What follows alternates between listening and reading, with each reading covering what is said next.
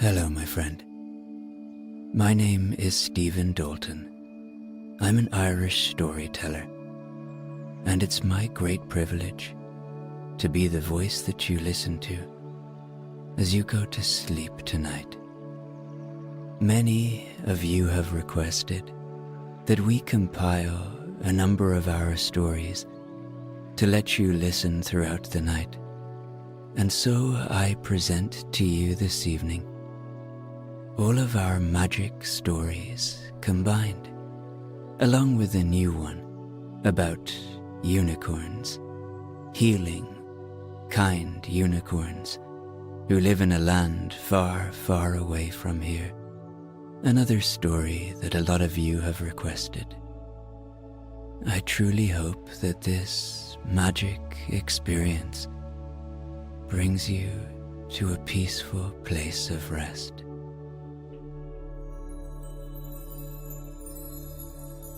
As you know by now, I love to get requests from you, and one of the most common requests that I see is for a story about unicorns. I know a lot of you have children who listen to the sleep stories as well, and so tonight I have written a story about unicorns, both for adults and your children alike. It's a story where the unicorns live in a faraway forest where no human has ever been, a magical world far away from everything that you or I know. So I hope you like it. Okay, let's do the relaxation session now. I'm going to count down from 10 to 1, and as I do, allow yourself to let go more and more. 10. Feel the support beneath you. The bed, the floor, and the earth.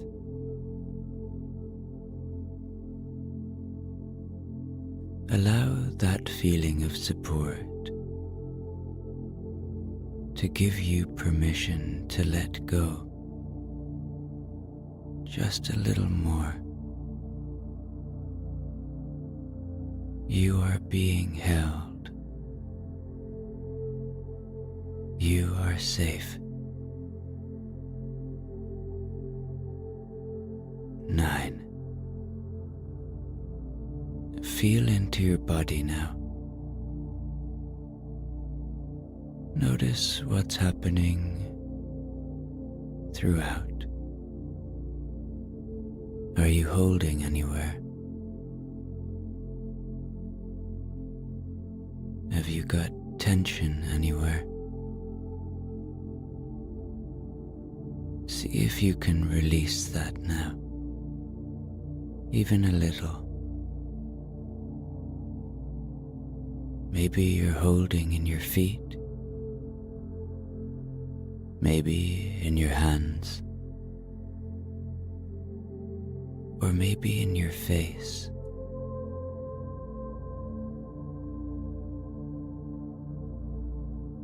Just let go now. Your body has worked hard for you today. It deserves rest now. 8. You are safe. Allow my voice to be an anchor of safety tonight that brings you to a peaceful place.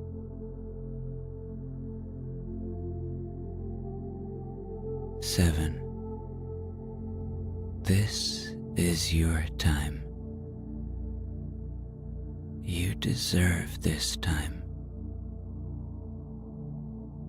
You deserve rest and sleep. We all do.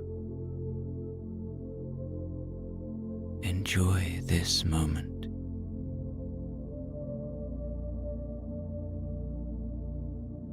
Six.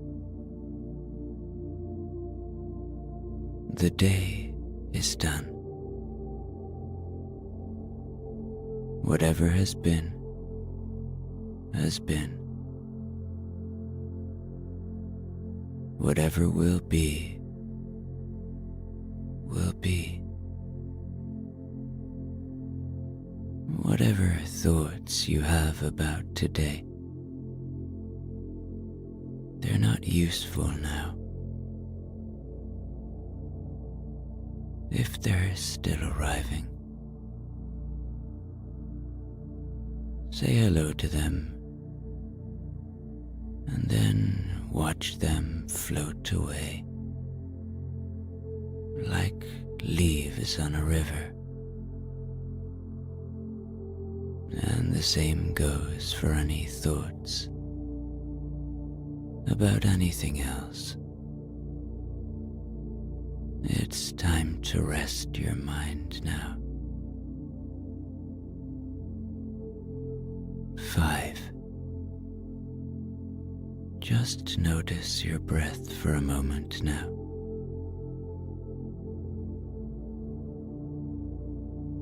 As it enters and leaves your body.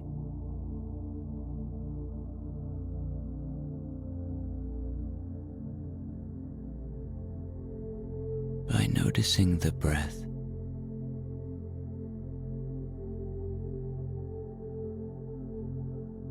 it can bring us to a place where we are more in the present. Don't do anything special with your breath. Just notice it.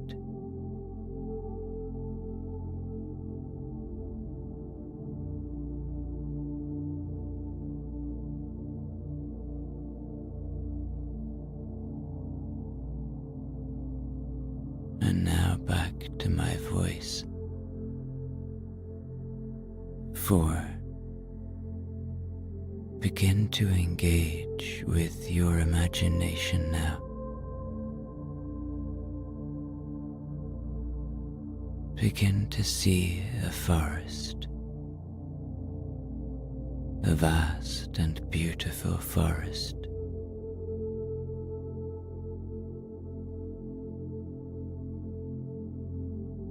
A serene place. A peaceful place. 3. Allow a feeling of gratitude for this moment, for the simple things like your breath, the shelter you have tonight,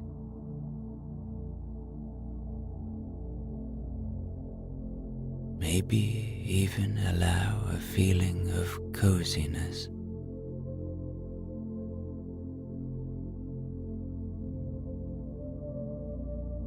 Two, remember, there is always peace within you. It lives within you. It's just waiting to be found. See, can you find it tonight? 1. Letting go completely now. As I tell you tonight's sleep story.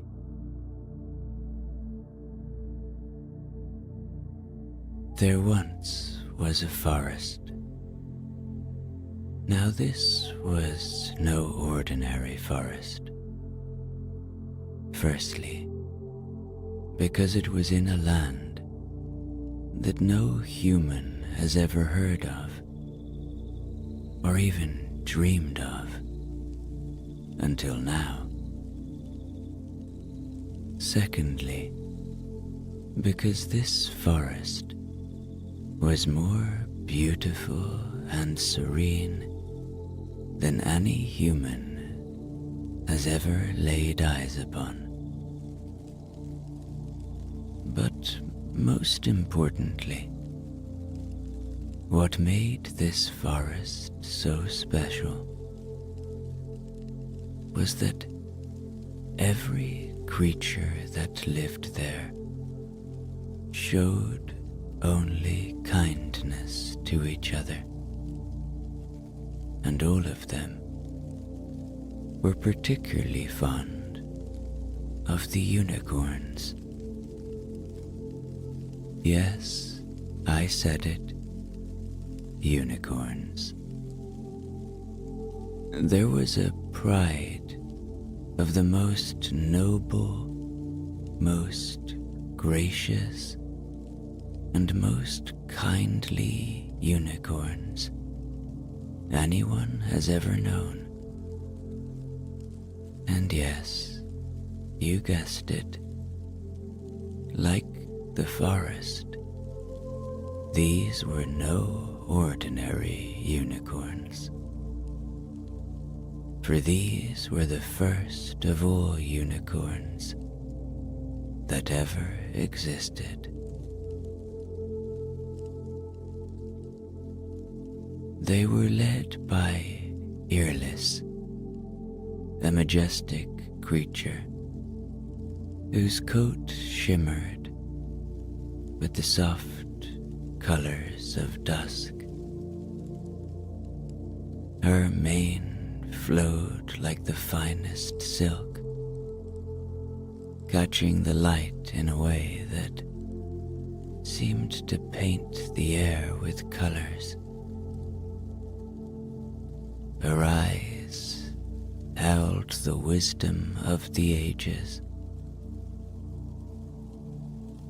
a depth of kindness and understanding that spoke of her gentle leadership.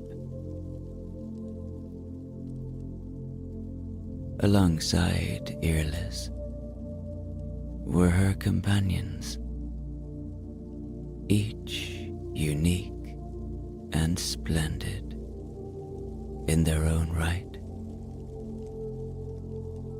There was Kylum, with a coat as blue as the clearest sky,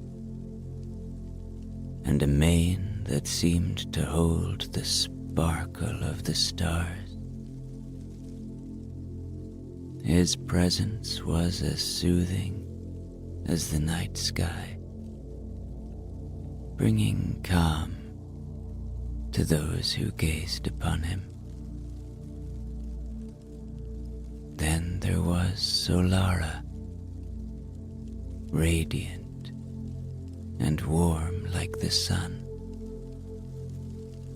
her golden mane a cascade of light. She brought cheer and brightness to the forest, lifting the spirits of all creatures with her joyful trot. Among them also was Sylvan, whose coat blended with the very greens of the forest. He was a guardian of sorts, a protector of the trees, and the whisperer of the leaves. His presence ensured that harmony reigned within the woodland. The youngest of the bride was Lumi, a small white unicorn with a playful spirit. Her coat seemed to hold the very essence of moonlight, and where she pranced, a trail of soft, glowing light followed, illuminating the paths for the forest dwellers at night. These unicorns, with their unique gifts, roamed the forest, guardians of peace and purveyors of kindness. They were revered by all creatures, from the tiniest of insects and the tiniest of fairies to the ancient, wise trees that had stood for centuries. As dusk began to fall upon the land, the unicorns gathered at the heart of the forest, a clearing where the trees opened their branches to the sky above. Tonight, as every night, they would embark on their sacred task to heal anyone who needed healing, to show kindness to anyone who needed kindness, and to offer wisdom to anyone who felt lost. You see, these unicorns were the pillars of the forest, the gatekeepers of kindness and the makers of peace. And so it was at nighttime, when the two suns had said goodbye to the day, that the unicorns became most strong in their healing powers. Now the forest was vast, and so they needed to feel where they may be needed. They would stand in a circle, in silence, and deeply listen into the darkness.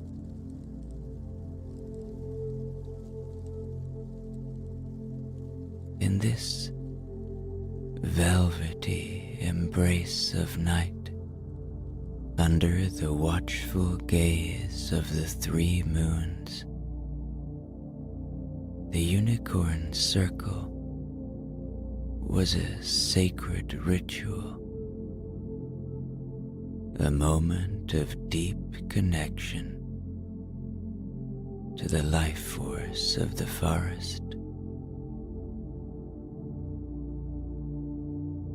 Fearless would stand at the center, her head bowed in concentration, as the others formed a ring around her. The air within the circle seemed to hum with a palpable energy, a gentle vibration that resonated with the heartbeat of the forest itself. One by one, the unicorns closed their eyes, extending their senses into the vast expanse of the forest. They listened not with their ears, but with their hearts,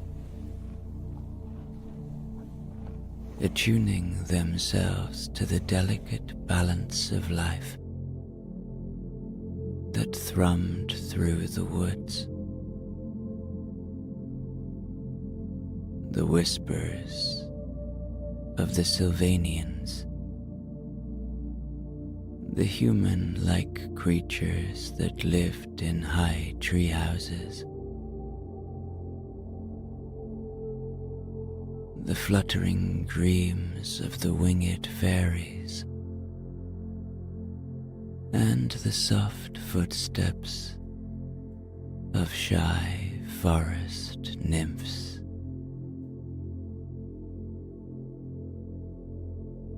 As they listened, a faint melody reached their ears. A melody tinged with a touch of sadness. It was coming from the upper reaches of the forest, where the tree houses of the Sylvanians were perched among the ancient branches. One family in particular seemed to call out for comfort. A small group of Sylvanians whose harmonious song had dimmed to a mere whisper. Breaking their circle, the unicorns set off towards the Sylvanian dwellings, moving with a grace that seemed to defy the very gravity of the earth. Their hooves left trails of glowing light on the forest floor, a path of stars in the darkness. Earless led them, her horn aglow with a soft light that illuminated their way through the shadowy woods. As they neared the tree houses, the reason for the Sylvanians' melancholy became clear. In one of the homes, a family huddled together, their faces etched with worry. A young Sylvanian lay in her bed,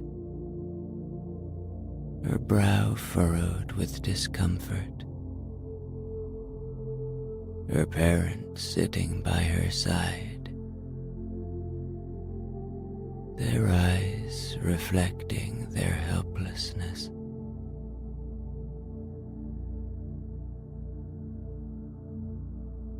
Earless approached the treehouse, her light casting a gentle radiance through the windows. The worried parents looked up, their expressions shifting from concern to awe as they beheld the majestic unicorn. Earless nodded to them, a silent promise of help,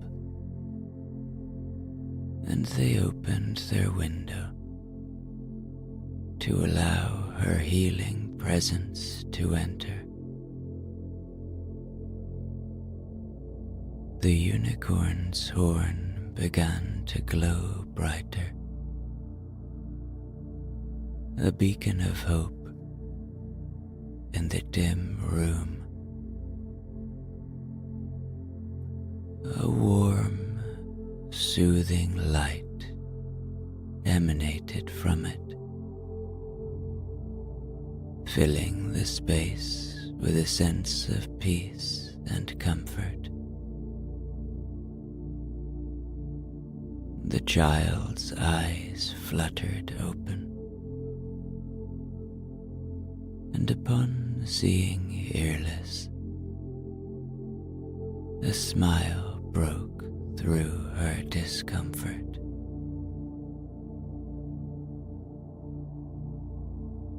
With a gentle nudge of her horn, Earless touched the child's forehead, and the light enveloped her, seeping into her skin, easing her pain, smoothing the creases of worry from her brow. The room was filled with a serene hum, a sound that seemed to resonate with the very heartbeat of the forest.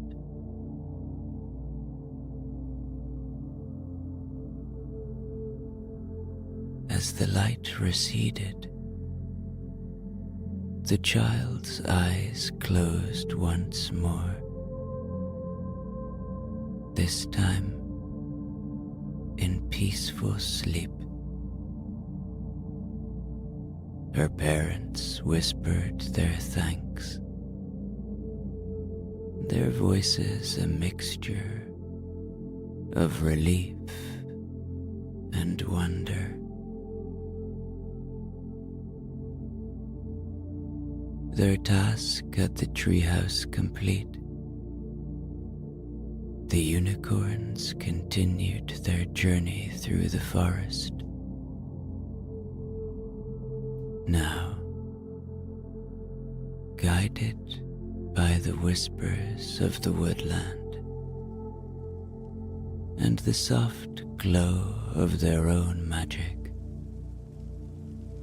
the unicorns made their way to the river, a silver ribbon that flowed through the heart of the enchanted forest. The riverbanks were lined with willow trees, their branches trailing in the gentle current. And it was here that a family of fairies had made their home. The fairies, with their gossamer wings and luminescent forms, were a common sight along the river, dancing in the moonlight and singing songs that were older than the hills. But tonight, their usual merriment was subdued, for the young prince of the fairies, Alaric, sat alone by the water's edge, lost in thought. Alaric, with his wings shimmering under the light of the 3 moons, was a vision of youthful wonder. Yet his eyes held a depth of contemplation that spoke of questions too large for his tender years. He gazed at the reflection of the moons on the water, seeking answers in their lunar dance. As the unicorns approached, their presence immediately felt by all the creatures of the river. Airless stepped forward her luminous form casting a gentle light around the young fairy prince. The other unicorns formed a semicircle behind her, their collective wisdom and peace enveloping the area. Alaric looked up, his face reflecting the calm radiance of the unicorns. "I seek understanding," he said, his voice a mere whisper, yet carrying the weight of his earnest quest. "There are questions in my heart, and I cannot find peace." Erlis bowed her head in acknowledgement of his plea. She moved closer, her horn glowing with a soft, encompassing light. "Speak your questions, young prince," she said, her voice like a melody. "And let the wisdom of the ages bring you solace." Alaric took a deep breath, his wings fluttering slightly with nervousness. "I wonder about the purpose of our existence, the reason behind our endless dance of day and night. Why do we toil? Why do we dream? Where do our spirits go when the forest sleeps?" Erlis listened, her eyes filled with compassion. "The dance of life," she began,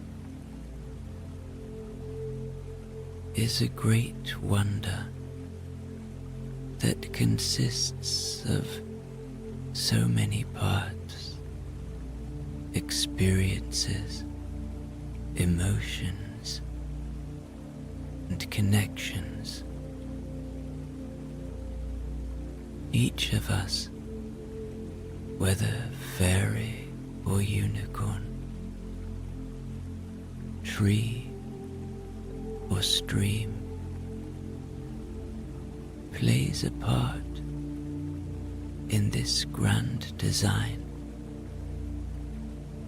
We toil to contribute to the harmony of the forest. We dream to reach beyond what is seen, to touch the realm of possibilities. Our spirits are part of the eternal cycle of the forest. When we sleep, our essence mingles with the stars, with the wind, with the very essence of life. We are never truly apart from the magic that binds us all. Alaric listened, the weight of his questions easing with each word spoken by Erlis. The wisdom of the unicorns ancient and profound, seeped into his being, calming the turmoil in his heart.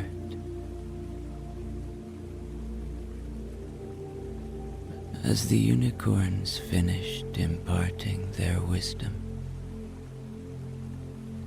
a sense of peace settled over the riverbank.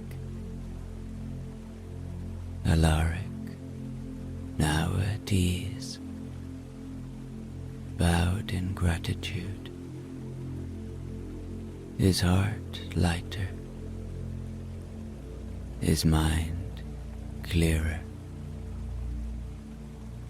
The fairies resumed their dance, their movements a celebration of new-found understanding. The unicorns,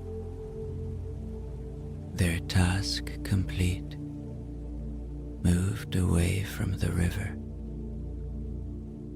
their forms blending into the night as they continued their journey through the enchanted forest.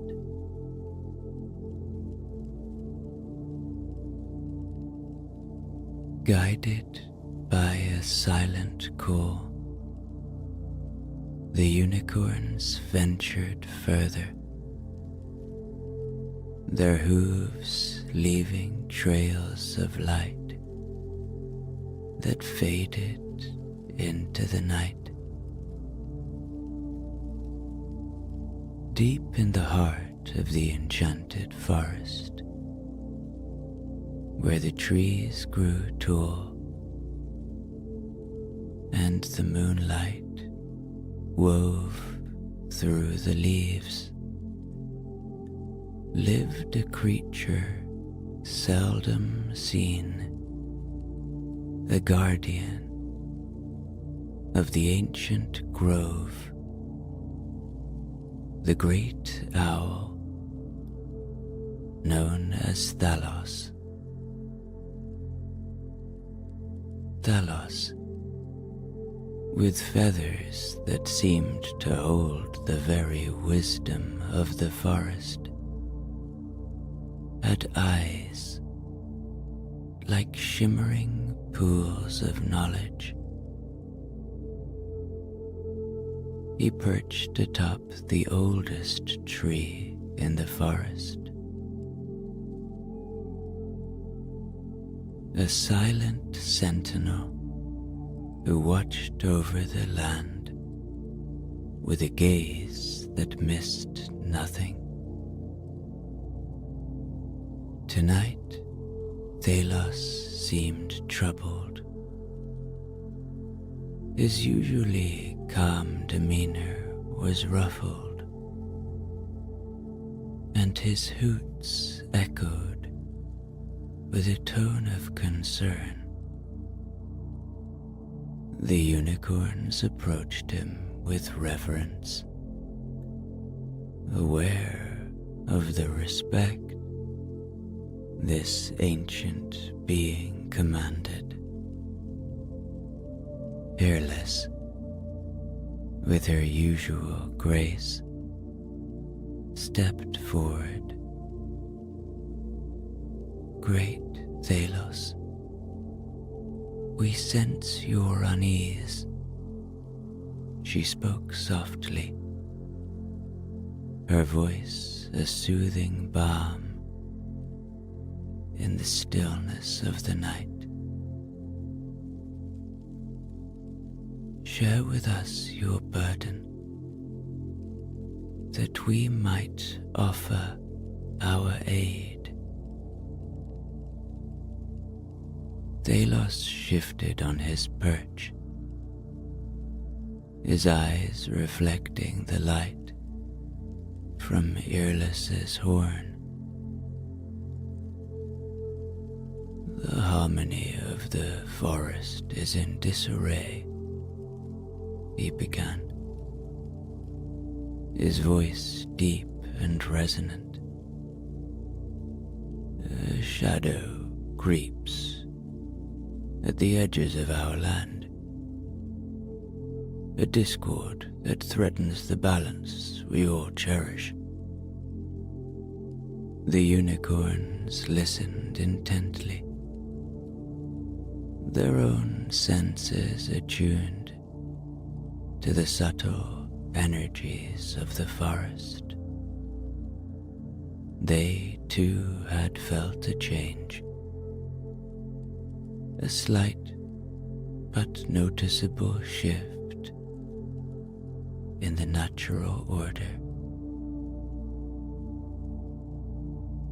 Let us lend our magic, our light, to restore what has been disturbed, proposed Solara, her voice as warm as her sunlit coat.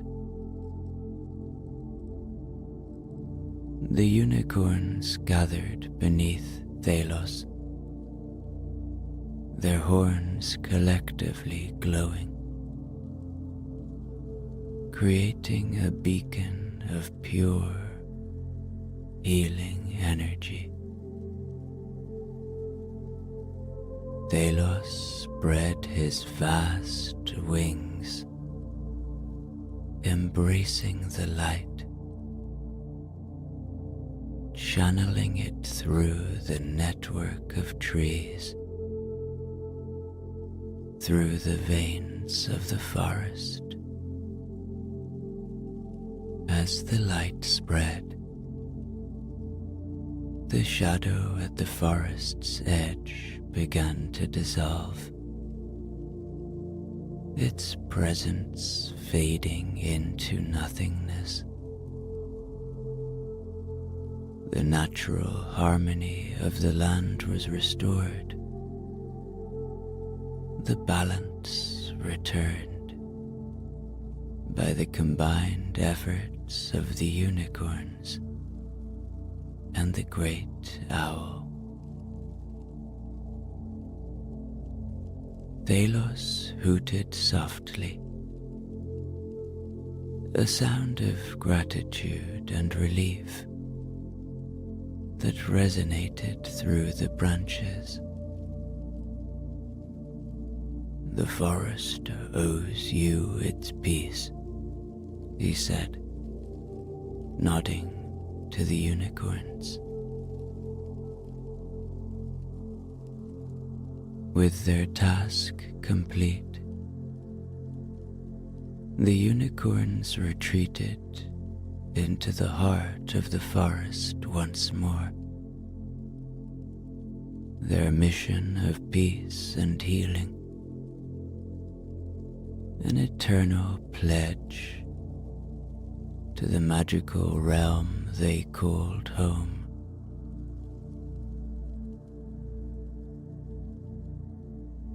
Under the canopy of the starlit sky,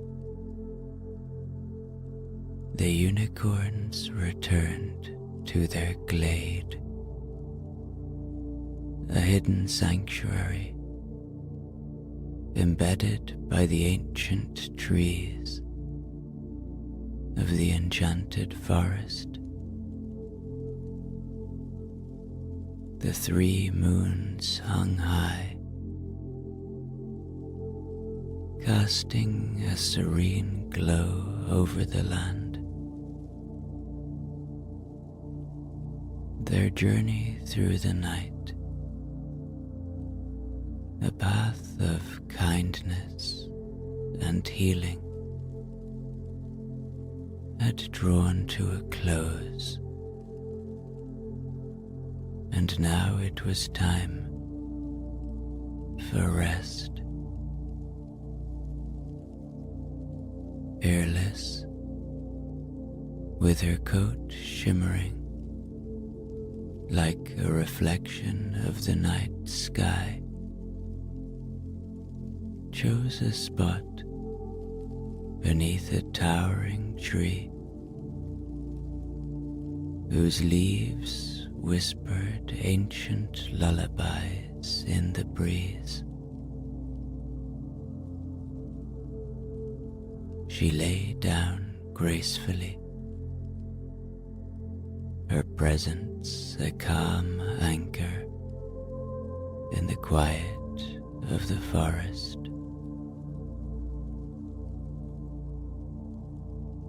The other unicorns, each weary yet fulfilled from their night's work, found their own peaceful corners in the glade. Calum settled near a brook that gently wove its way through the clearing, its waters carrying the soft music of the night. His deep blue coat merged with the shadows, the occasional sparkle from his mane mirroring the stars above. Solara curled up in a patch where moonbeams filtered through the branches, her golden mane catching the light surrounding her with a halo of soft light. Her gentle breaths were in sync with the rhythm of the forest at rest. Sylvan, ever the guardian, chose a spot where the trees stood tallest, their branches a protective embrace. His green coat blended with the verdant surroundings, making him seem like an extension of the forest itself. Little Lumi found comfort in the center of the glade, her pure white form glowing faintly in the moonlight, a beacon of innocence and peace in the heart of the forest. As they settled into sleep, the forest around them continued its nocturnal chorus. Crickets sang, owls hooted in the distance, and the leaves rustled softly. But within the unicorn's glade, there was a sense of profound peace.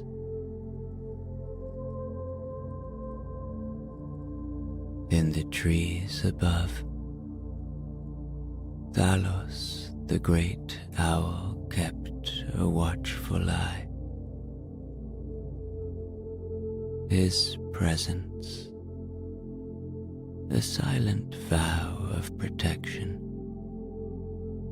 over these guardians of the forest. He gave a quiet, approving hoot as he saw the unicorns drift into slumber, their dreams as peaceful as the night sky. The unicorn slept under the stars, their forms a part of the life of the forest, their spirits a part of the magic that pulsed through the land. In their rest, they were not just creatures of legend, but symbols of the peace and harmony that reigned in this untouched, mystical world.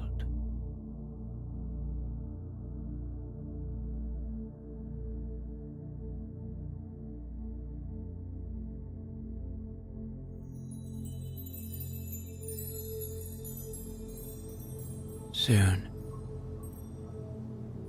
you find yourself walking in the village.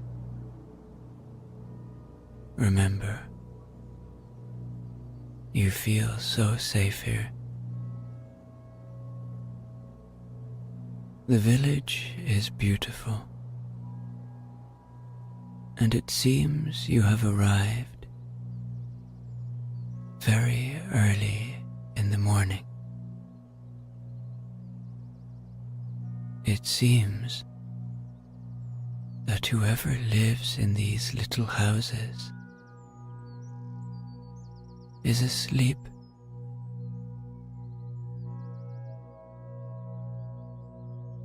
You see a signpost that says, "Welcome to Eldenbrook," and there is something about this place that makes you feel like you have entered another world entirely. Then, as you walk through the little village, looking at the little grass-covered houses with their circular little windows, you hear the voice of someone behind you. "Oh, hello," someone says, and you turn to see a very interesting looking creature.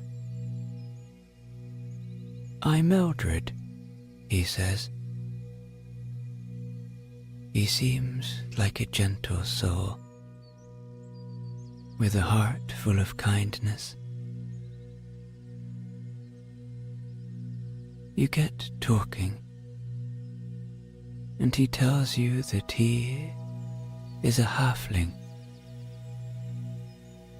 He also tells you that this is a land of halflings, dwarves, and elves, and the odd human who stumbles into the land.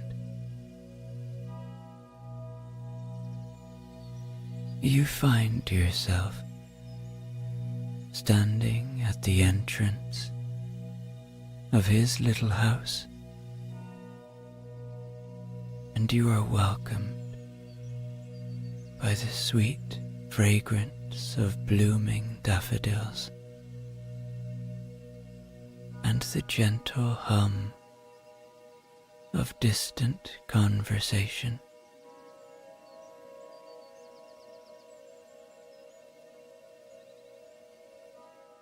It just so happens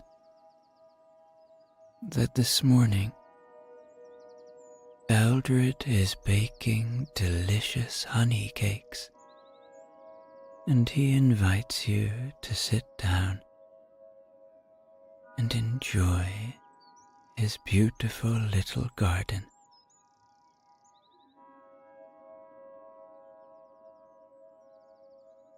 You already feel so welcome and safe here in this land where it feels like anything is possible. Everything is familiar, but somehow different. Perhaps just glazed by a little touch of magic.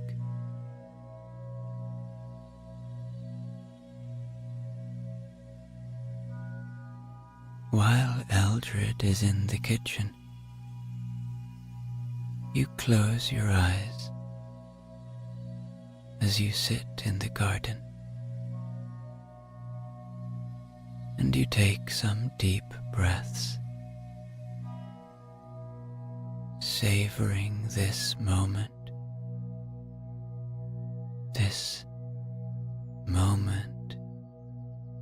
of otherworldliness.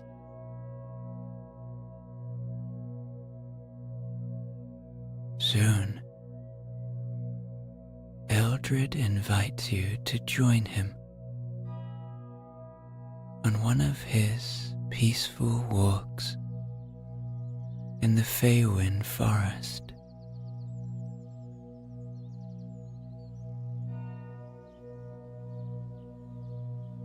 As you walk, you realize that you need to slow down a bit. Everything here seems to be more relaxed.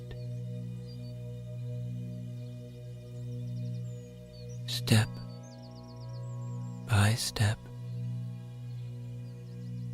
you let go of everything from our world and give yourself permission to immerse yourself in this world.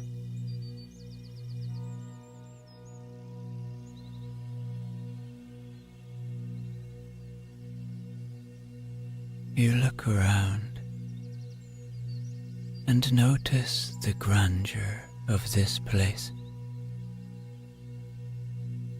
the majesty of the trees, the scents of the blooms. Eldred seems so at peace in this place. It is like he knows every blade of grass, every little bird personally.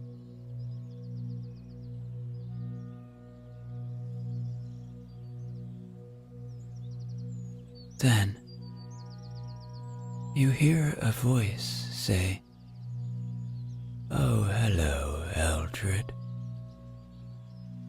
You turn to see that the voice has come from somewhere nearby, but you can't quite figure out where. Then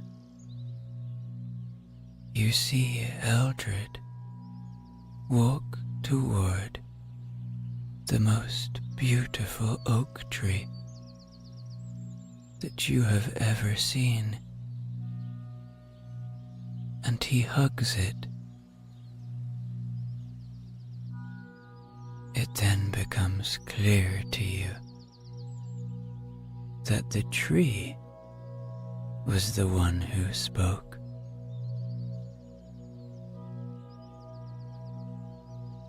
You watch, mesmerized,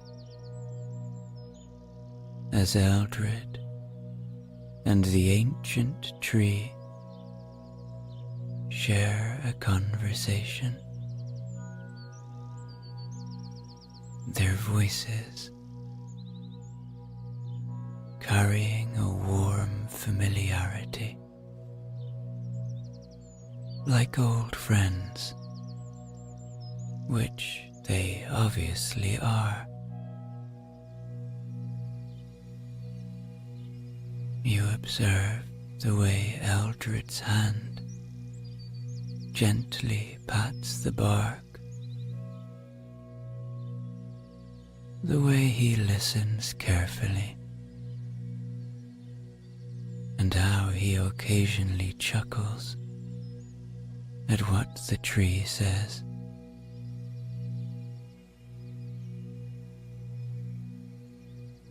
After what feels like hours in the forest, the sun begins to cast longer shadows,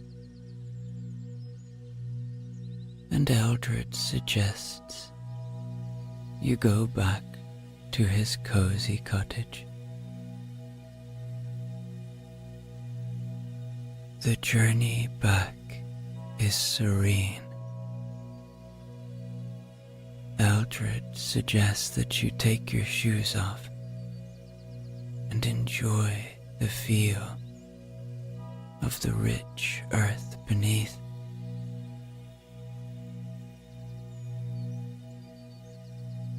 It is deeply calming to connect with this land as you walk happily along with your new friend, enjoying the sound of birds singing. And perhaps you feel a little glow of joy at the prospect of this new friendship with this most welcoming of beings.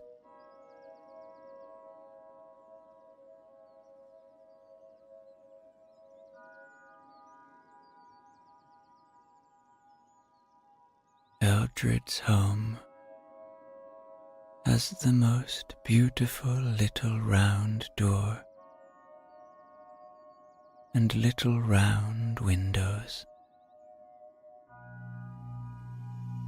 When you step in, you have to bend down,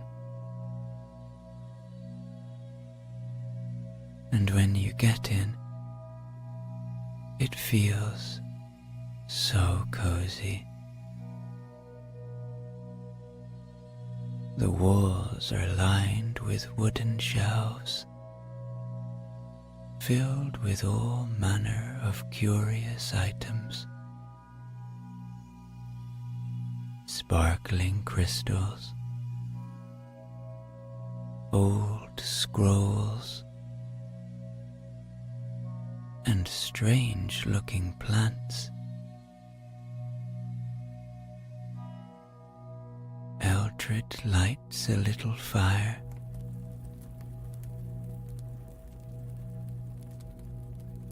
and after a hearty dinner and sharing some light-hearted stories, he shows you to a cozy bedroom where you can still hear the gentle fire in the hearth and the peaceful silence of the night invites you into a restful sleep.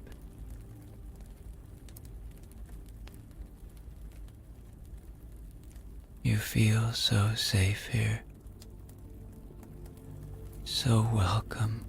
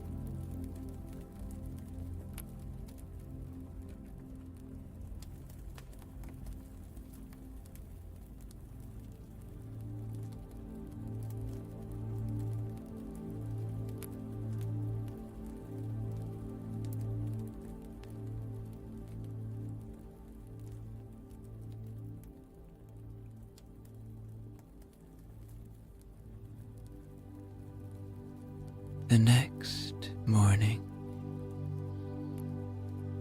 Eldred is already up and ready. He has made you the most delicious breakfast, and as you sit and eat, he tells you that today you'll take the dragons out for a little spin. Dragons, you ask? Oh yes, Eldred replies.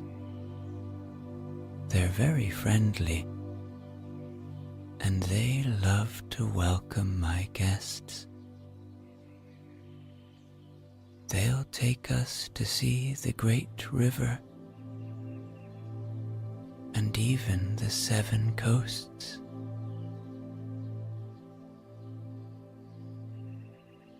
Eldred leads you outside, where you're met with the sight of 2 majestic dragons enjoying the warm morning sun. Their scales shimmer beautifully, reflecting the sunlight in an array of colors. They're quite big, but there's an aura of peace and tranquility about them. Eldred introduces you and tells you that the dragons' names are Alicia and Aethar. He gently pats Aethar's snout, and you watch in awe as the dragon humbly dips its head in response, its eyes gleaming with a gentleness that's almost human-like. Alicia, the smaller of the 2, playfully nuzzles into Eldred's side, making him chuckle.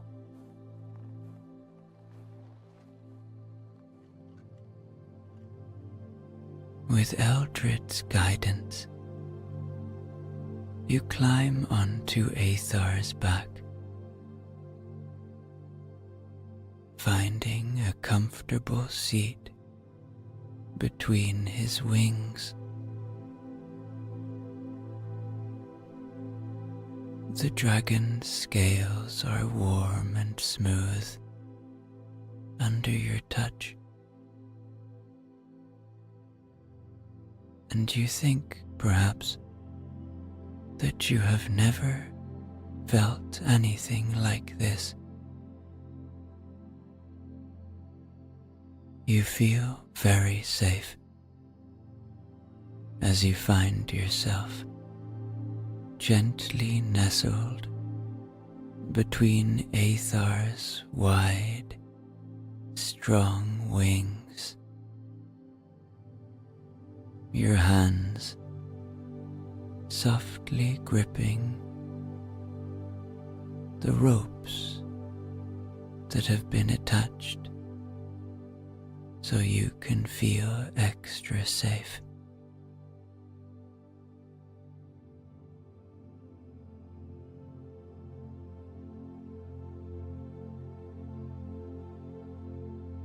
Beside you, Eldred gives you an encouraging nod before signaling to Alicia, and with a powerful leap, Alicia surges into the sky. Eldred holding on with practiced ease.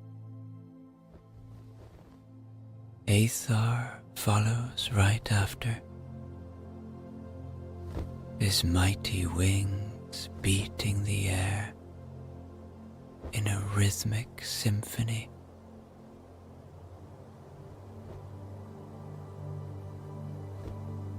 You see the ground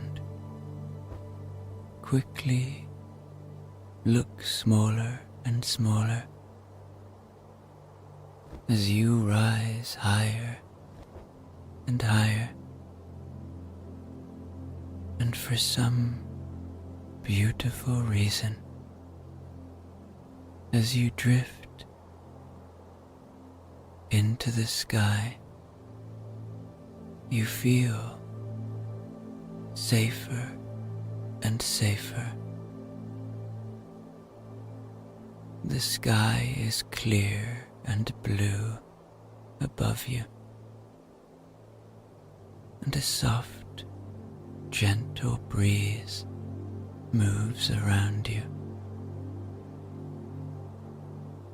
carrying with it the fresh scent of the forest.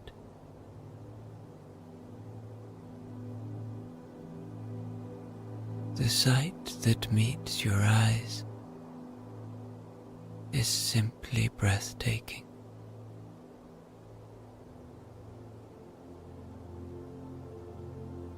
You fly over the great river Eldred mentioned. Its waters a brilliant, shimmering blue, a lifeline that cuts a path through the rich, dense greenery. Here and there, you see animals coming for a drink, oblivious to your presence high above them.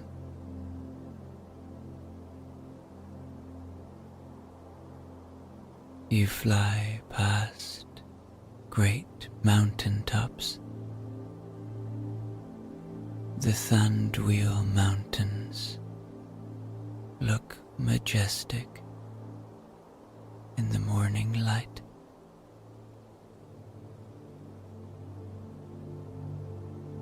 And then you reach the 7 coasts, a spectacle you'll never forget. Each one is unique and breathtaking. From cliff-lined shores to wide expanses of white sand beaches, you see coves surrounded by lush, flowering vegetation, and beaches that glitter with what looks like diamonds. The sea is calm and tranquil below you. Turquoise waters abound.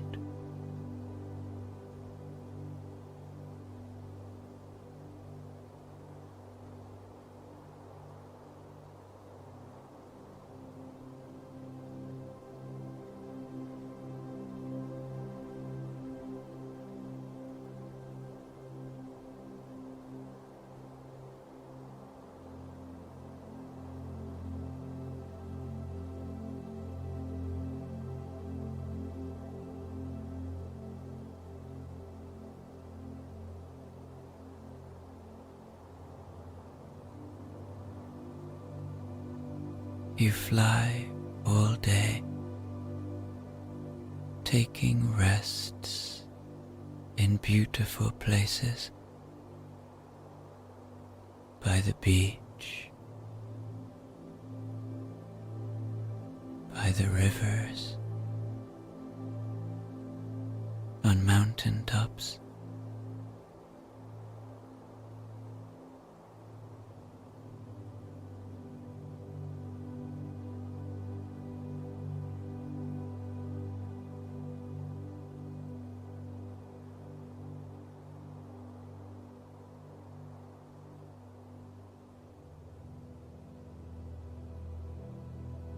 And soon you see that the sun is starting to descend,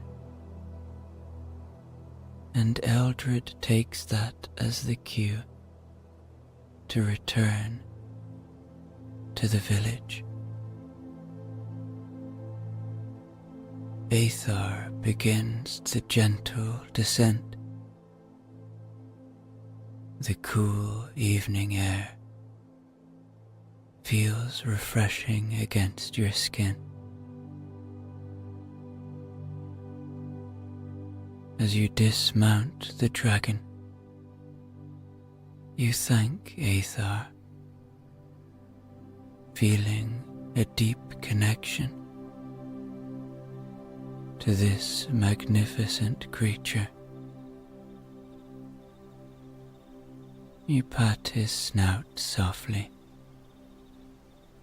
and he once again humbly dips his head. The dragons then fly off into the night, and you sit outside with Eldred, enjoying his little grass-covered home. You listen to the sounds of the night.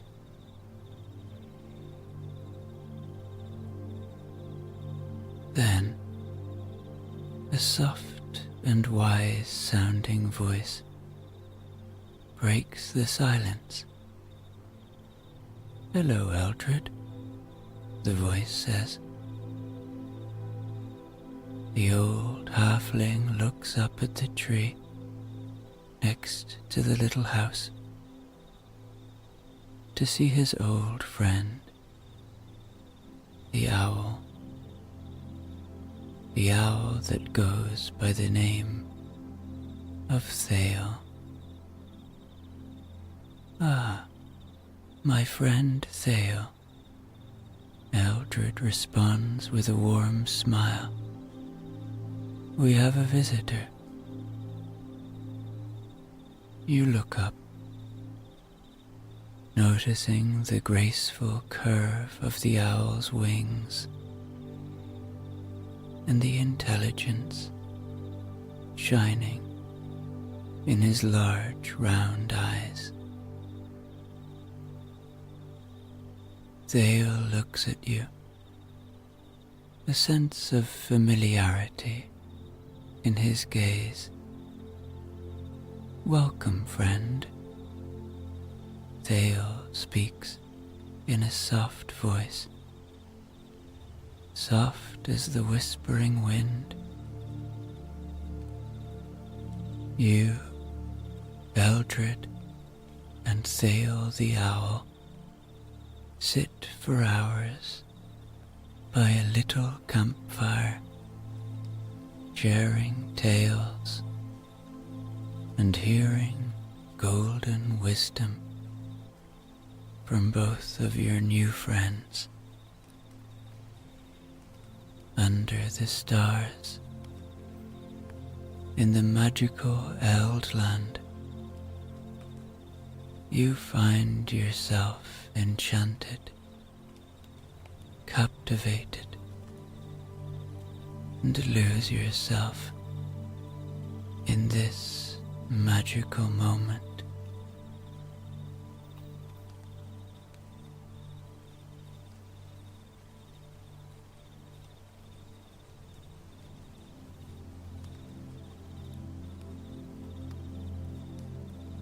A yawn escapes you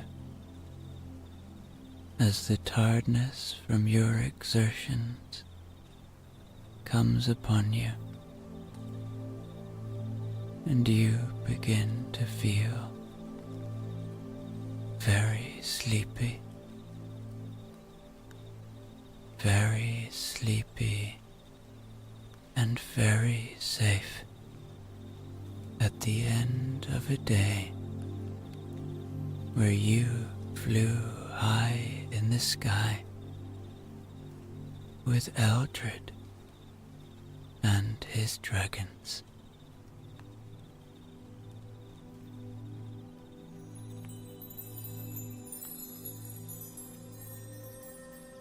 Once upon a time, in a magical land, far, far away, there was a lush and enchanting forest. The forest was vast, covering thousands of acres of land with its dense vegetation and towering trees. It was a place where time seemed to slow down, and the only sounds were the rustling of leaves, the song of birds, and the whispers of the wind.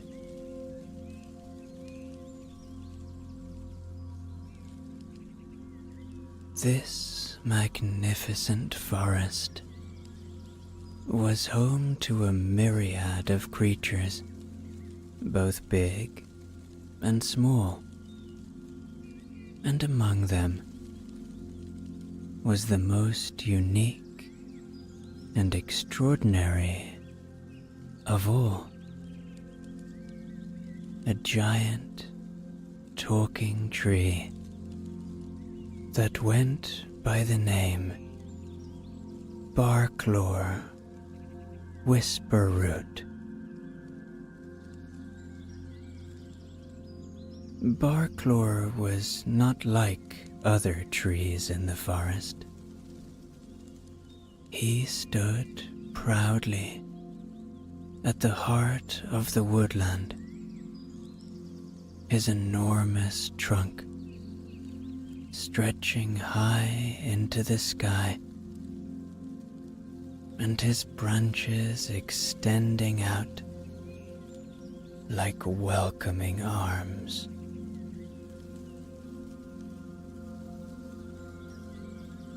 His bark was a beautiful tapestry of colors, with shades of deep brown, rich green, and warm gold. As the sun's rays danced upon his leaves, they created an awe-inspiring canopy that shimmered like a sea of emerald and jade.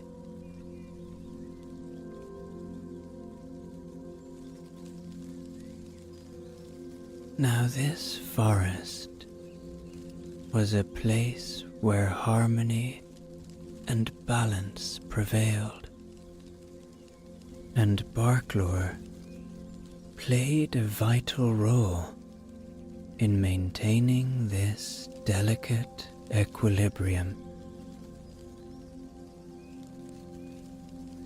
He was the guardian of the forest and a source of wisdom and comfort for all of the creatures that called this magical place their home.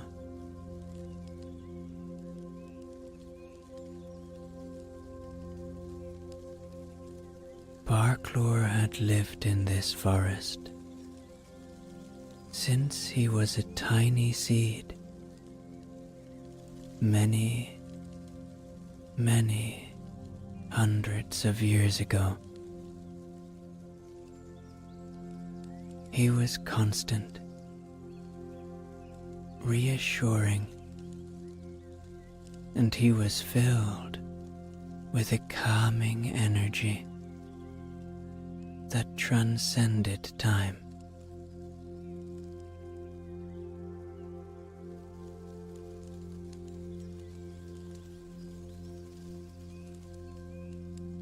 As the sun would begin its slow descent toward the horizon, casting the forest in a warm golden light, the little creatures of the forest knew it was time to return to Barklore. They had spent the day exploring the vast expanse of their woodland home, playing with one another and foraging for food.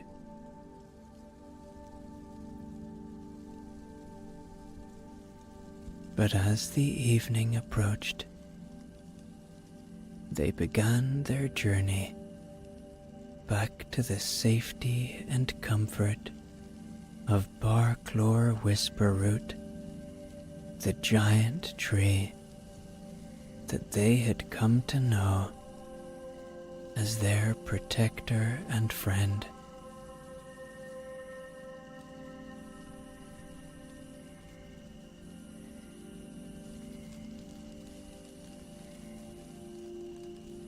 Among the creatures that lived within Barklore's many branches and rooms were the tiniest of birds, their feathers a brilliant iridescent hue that caught the light and seemed to change colors as they flitted through the air. There were also playful squirrels, their bushy tails flicking as they leapt from branch to branch, chattering excitedly about their day's adventures. And then there were the delicate butterflies, their wings adorned with intricate and beautiful patterns.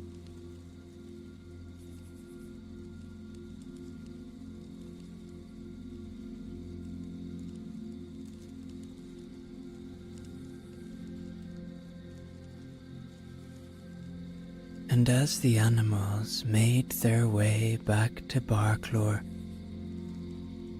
they would even chat with each other, sharing stories of their escapades and enjoying the beauty and serenity of the forest that surrounded them. The journey home was a treasured ritual, a time for the creatures to connect and bond as they prepared for the soothing embrace of the night.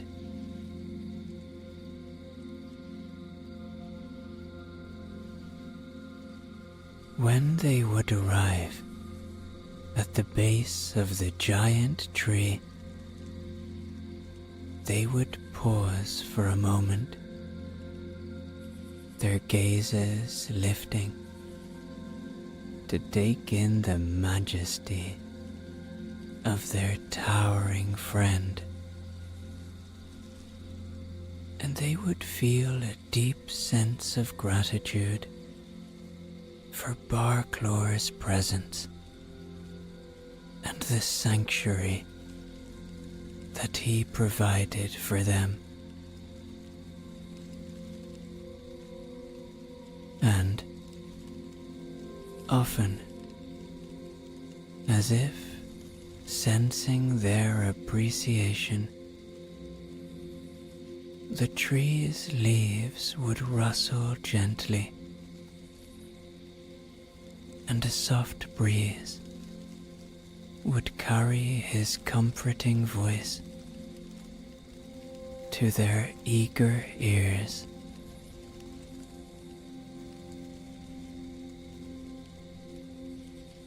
"Welcome home, my dear friends," Barklor would say,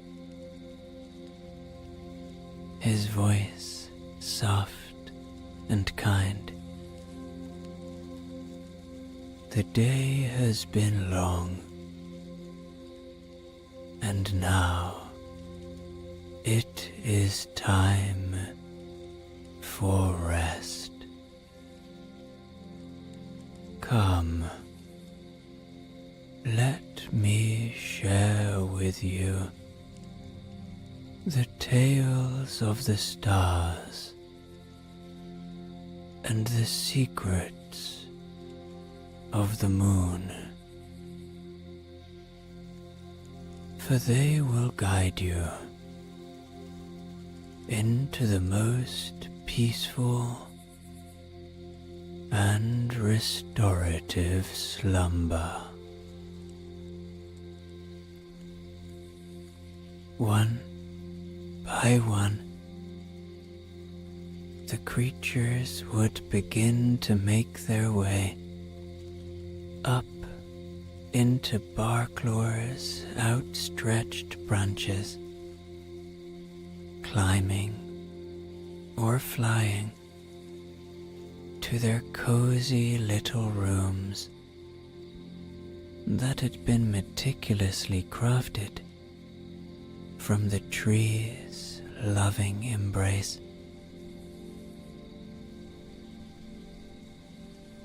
Each room was unique, tailored to the specific needs and preferences of its occupant. The birds found their homes in intricate nests woven from the softest materials, while the squirrels nestled into the hollows lined with moss and leaves. The butterflies, on the other hand, found solace in the delicate petals of flowers that bloomed among Barklor's branches. Their vibrant colors, a perfect complement to the butterfly's own magnificent wings.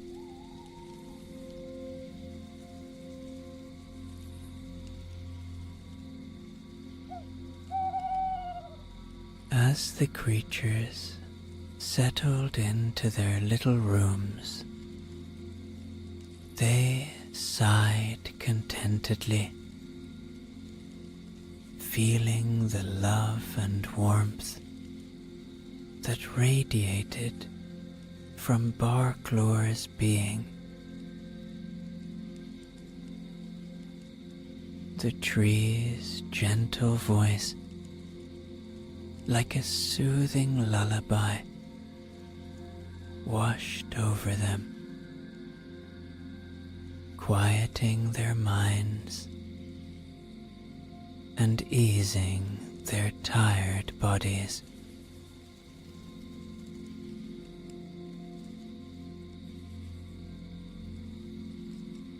Long, long ago, Barklor began, the stars were born from the laughter of the moon. As she looked upon the world with her tender, loving gaze, she was so filled with joy and wonder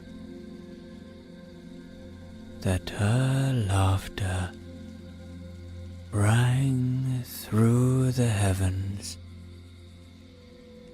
scattering shimmering droplets of light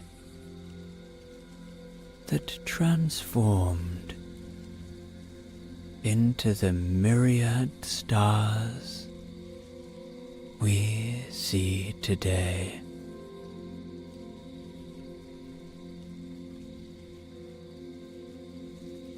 They filled the night sky, creating intricate patterns and constellations that told the stories of the earth, the heavens, and all of the creatures that dwelled within them.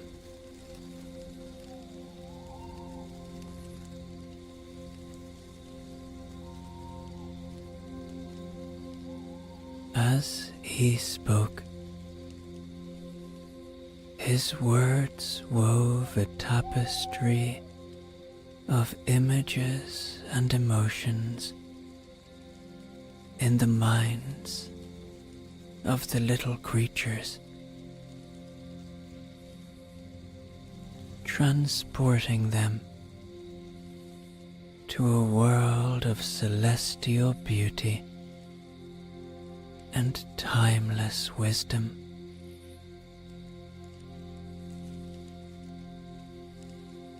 In their minds' eyes, they saw the birth of the stars. They felt themselves floating among the stars, their hearts swelling with love as they gazed upon the countless sparkling lights that adorned the heavens, a testament to the boundless joy of the moon.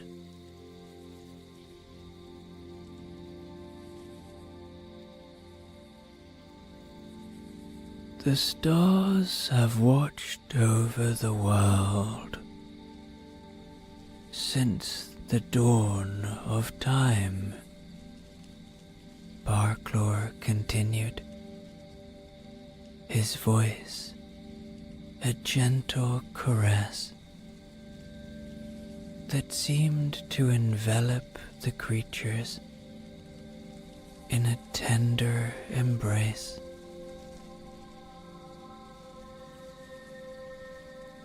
From their lofty vantage point, they have borne witness to the ebb and flow of life, the changing of the seasons, and the countless joys and sorrows that have touched the hearts of all living beings. The stars have seen empires rise and fall, friendships forged and lost, and love bloom in the most unexpected of places.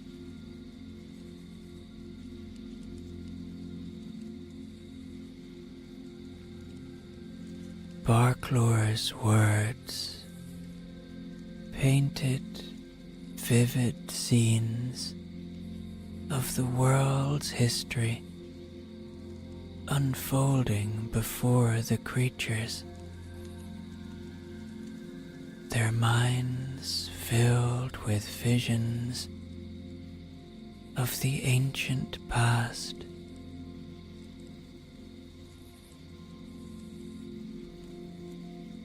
They saw the first tender shoots of life emerging from the soil, the steady rhythm of the seasons as they danced through time, and the countless moments of happiness and heartache that had shaped the world they knew.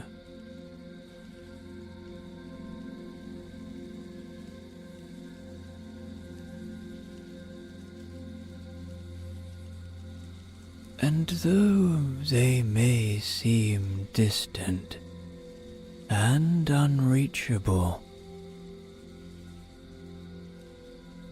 the stars are always with us. Their light, a constant reminder of the beauty and magic that exist within and around us. They are our guardians, our guides, and our storytellers. Their celestial patterns weave tales that resonate deep within our souls.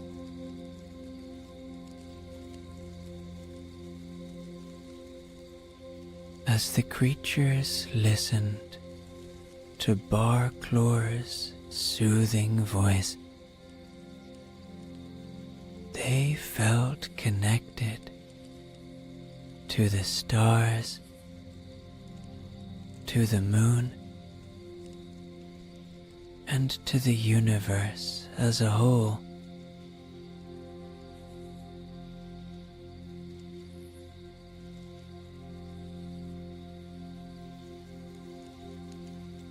And so, my dear friends, Barclore whispered, his voice growing softer as the night deepened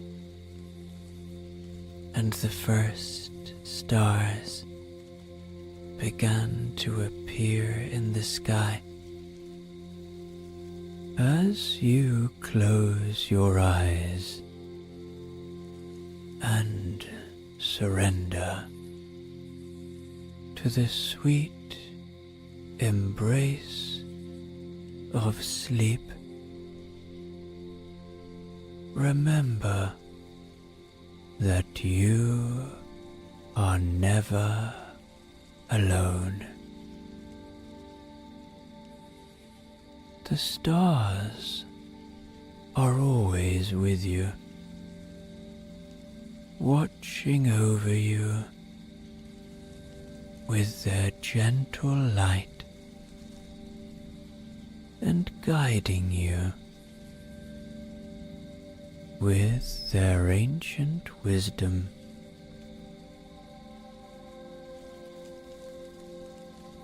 They are a constant reminder of the love and beauty that exists within and around you, and the infinite possibilities that await you in the world of dreams.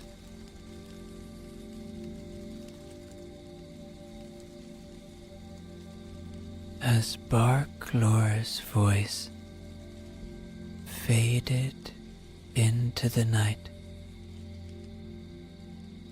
the creatures felt a deep sense of contentment wash over them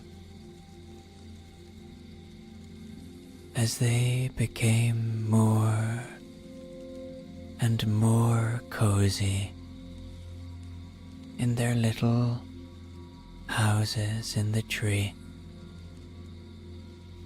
and their hearts, well, they swelled with love for their giant tree friend and the magical world that they called home. And of course they knew, without a doubt, that they were truly blessed.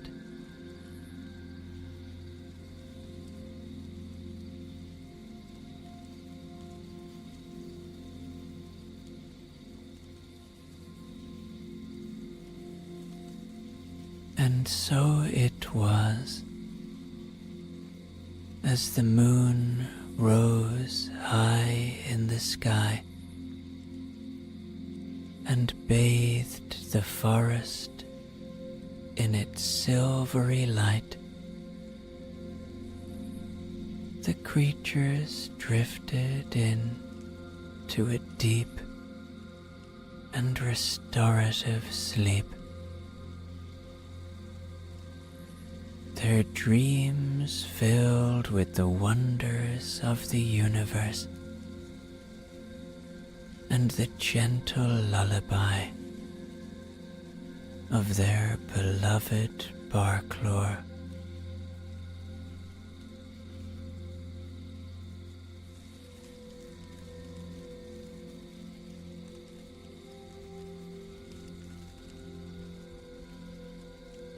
Now,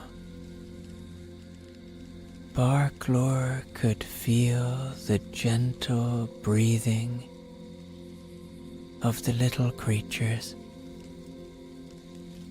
and sense their dreams.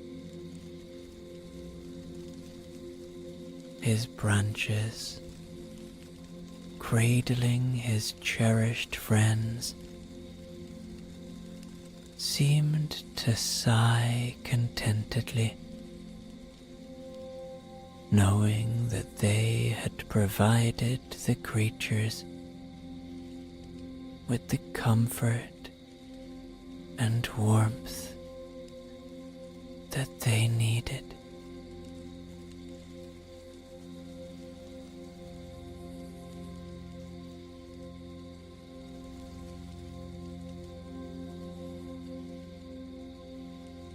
With his duty fulfilled and his friends safely asleep, it was now time for Barklor to find rest.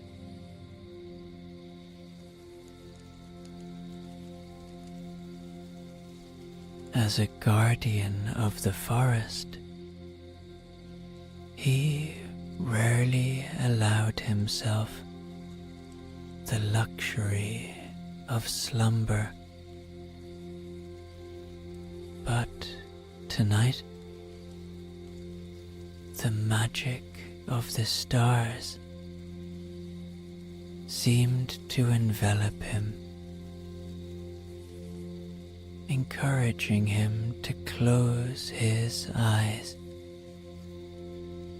and surrender to the tranquility and the safety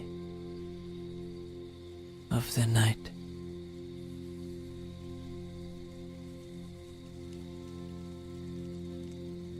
And as Barklor's consciousness began to drift, the stars above seemed to twinkle even more brightly,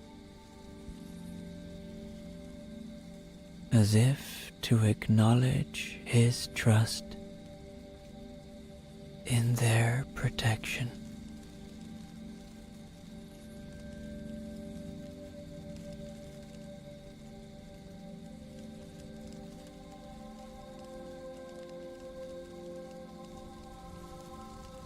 As Barklor finally succumbed to the sweet embrace of sleep, he remained connected to the stars, their celestial energy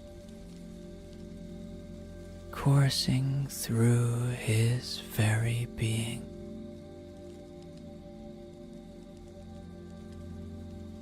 Providing him with the strength and wisdom that he needed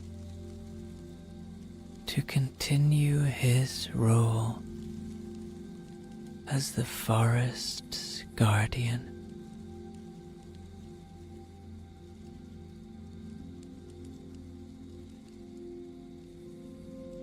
And all around him, the forest itself seemed to join in his slumber. The trees, the plants, and even the gentle breeze, providing a protective and comforting cocoon.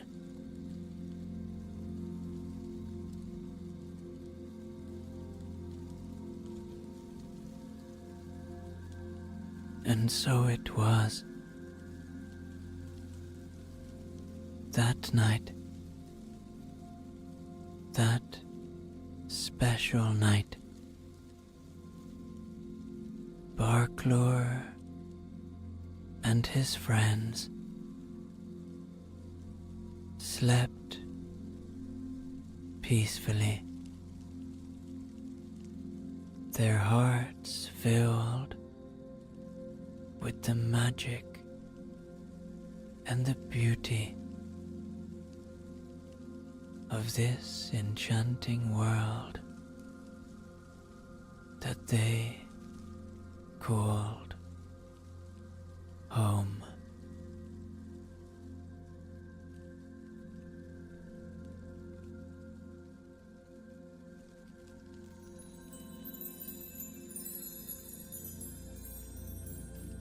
There once was a little village, and in this little village there was a little house, and in this little house there was a little bed. Now, to look at, the bed was nothing special. It looked like, well, it looked like a bed. But this bed, they said, was magic.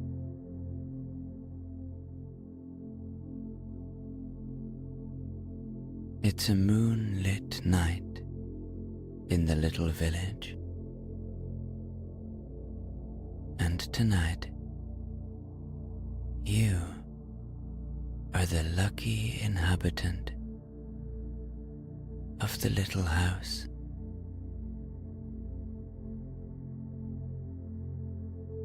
It glows with a soft candlelight,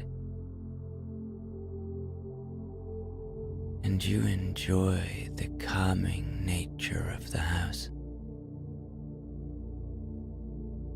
It's so cozy here. You are away from everything you know, and you are so welcome here. You lie in the little bed,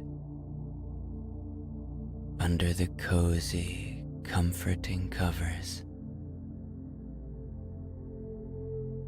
you take some deep breaths here, in and out, in and out, in and out.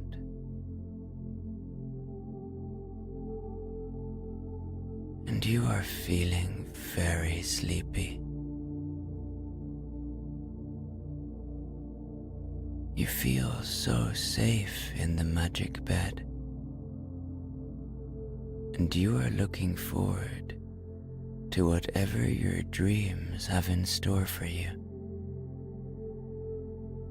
full in the knowledge that only good things can come from this magic bed.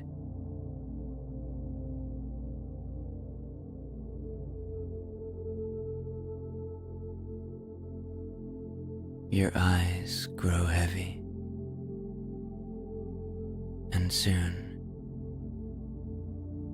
you drift into a deep, rejuvenating slumber.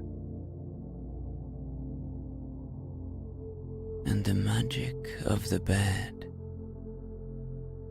begins to come into play.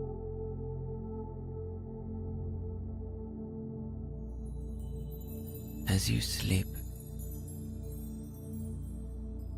the bed takes you, almost like it's flying. And you see below, down to the little house and the little village.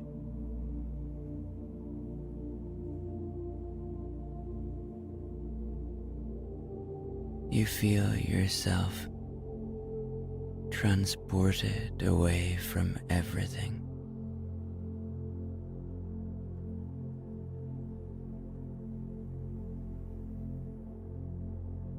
You have nothing to do here.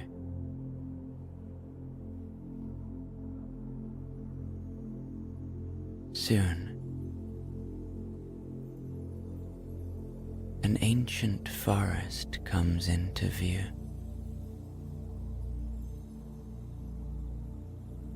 As the bed lands in the center of it,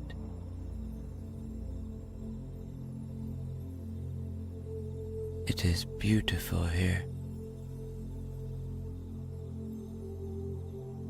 The air is imbued with a delicate scent of wildflowers. Each little petal releasing its sweet perfume into the night.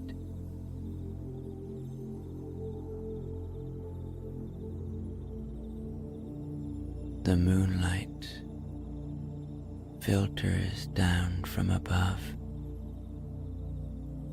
through the lush canopy of ancient trees.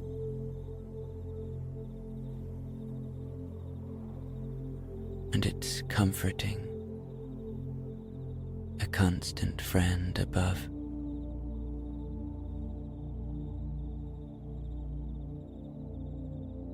You stand up, and before you is a path carpeted with vibrant moss, adorned with tiny glowing mushrooms that twinkle like stars.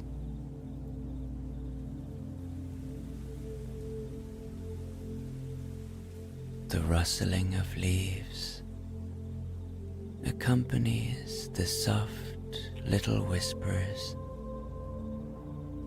of woodland creatures hidden among the ferns and shrubs.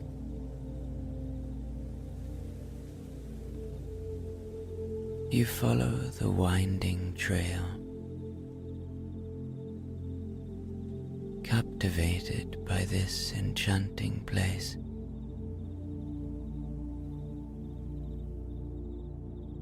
It is like the great ancient trees around you are welcoming you.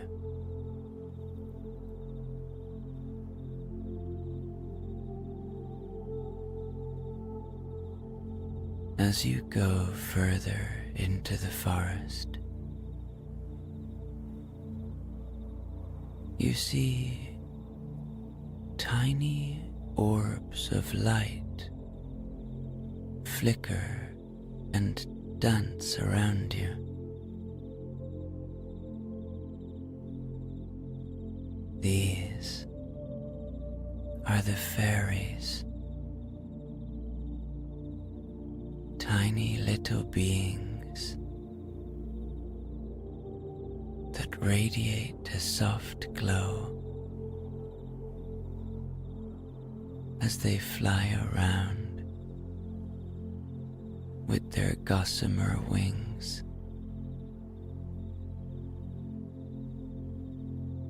They flit from flower to flower, sprinkling shimmering dust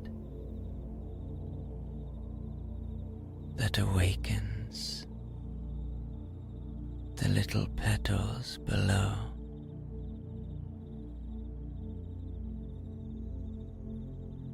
As they sprinkle their dust,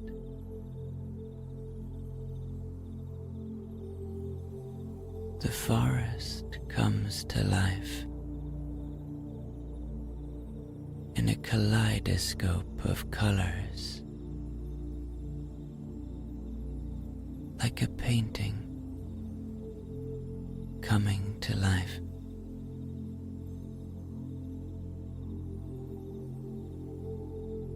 The fairies beckon you to join their joyful dance, twirling and spinning in the moonlight.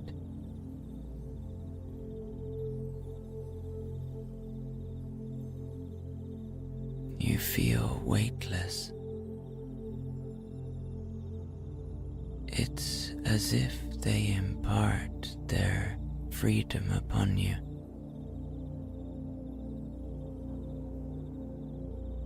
It's like you are flying.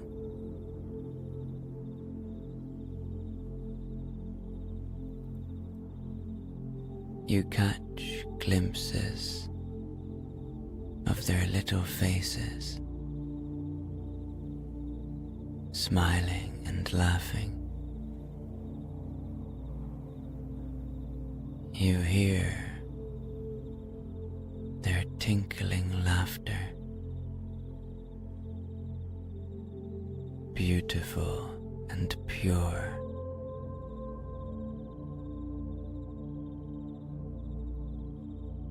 They guide you to secret clearings where the moonbeams create natural stages, and the fairies perform for you their enchanting ballet of light.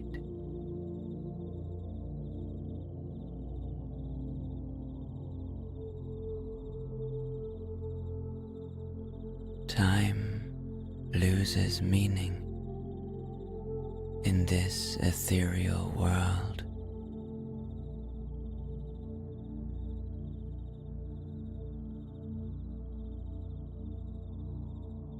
You can almost feel the gentle caress of the breeze, carrying the stories of the ancient trees, whispering secrets only they know.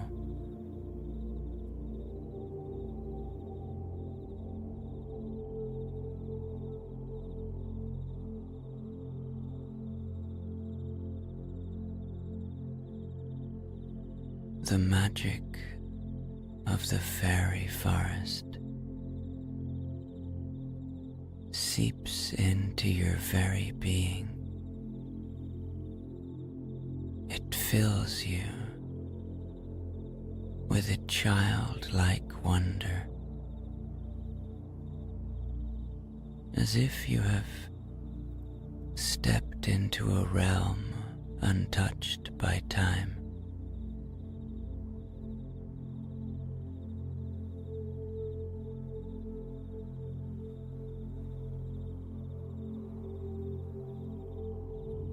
In this moment, as you lie back in the embrace of the magic bed, surrounded by the enchantment of the fairy forest and your new little friends, you allow yourself to surrender to the beauty and serenity of this place.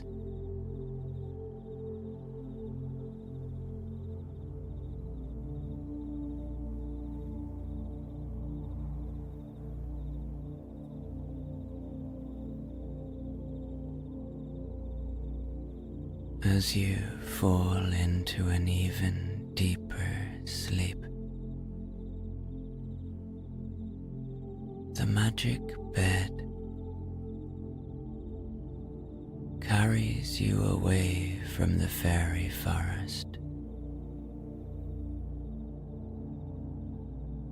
It glides through the starlit sky, taking you to another serene destination.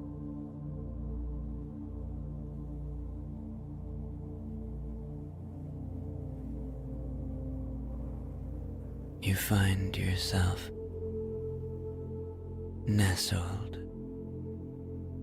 in a cozy, beautiful, moonlit cove where gentle waves caress the shore with a rhythmic lullaby.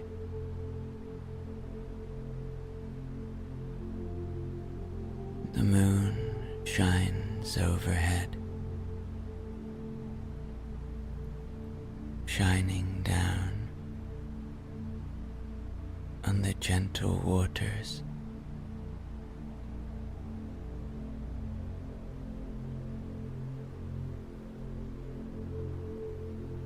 Little fireflies twinkle like tiny stars, their luminous bodies lighting up the night with a soft, mesmerizing radiance.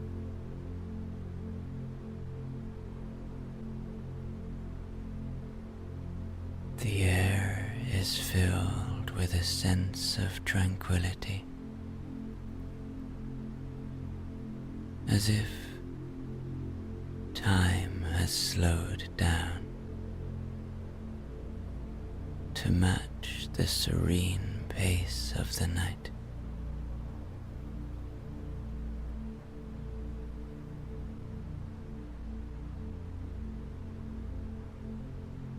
You sit on the bed, and the bed sits on the beach. How cozy, how lovely to have a bed on the beach.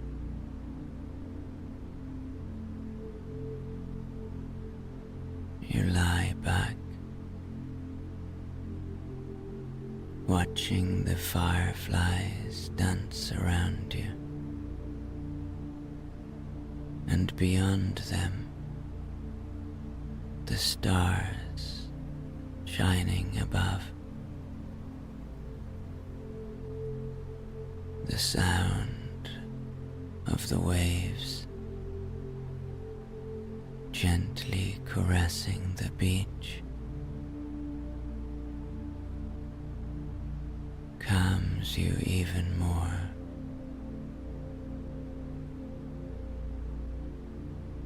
You feel safe here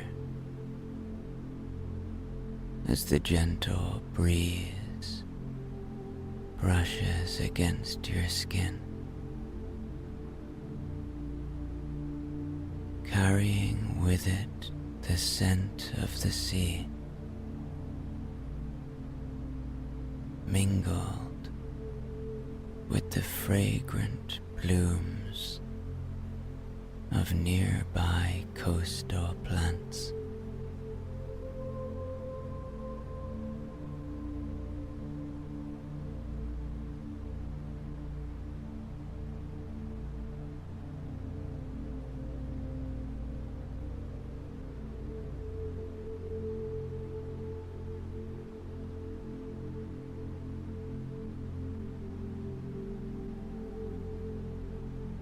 With each breath,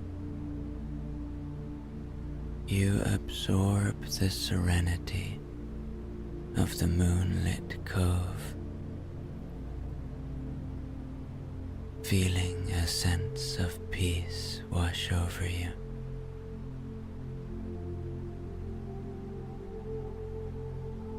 The magic bed cradles you in its embrace, providing a safe and nurturing space to unwind and find solace in the soothing beauty of this nighttime sanctuary.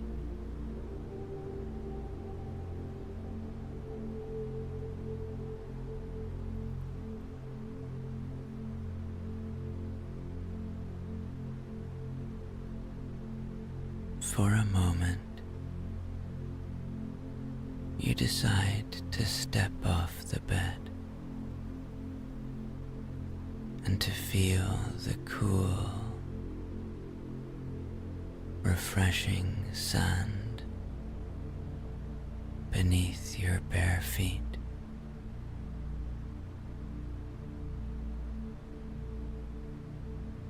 You sit on the beach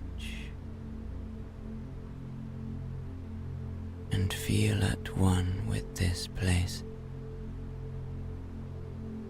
connected to the nature around you.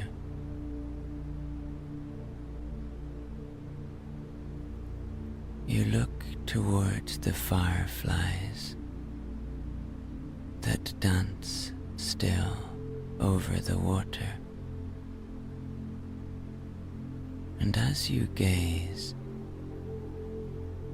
you see that they have arranged themselves into a glowing message for you. You are so curious to read what it says, and then you make it out. It says you are granted one wish. Whatever that wish may be, make it now. Wish something good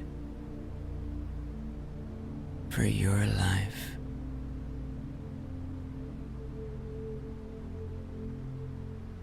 For those around you.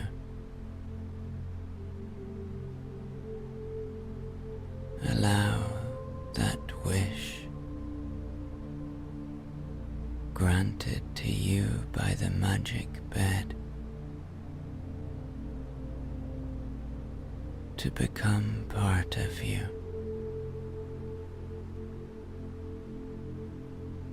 Allow yourself to believe that it can happen, and it will.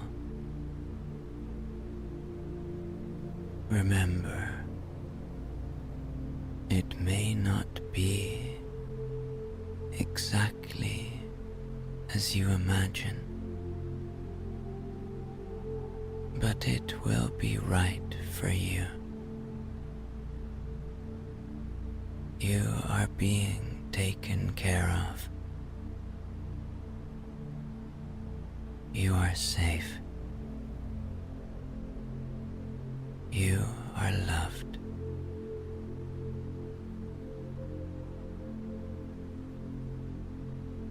Now, you get back into the magic bed.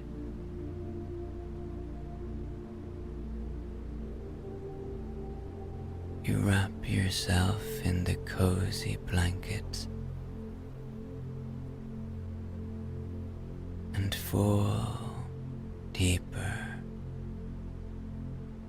and deeper into such a beautiful sleep. And the magic bed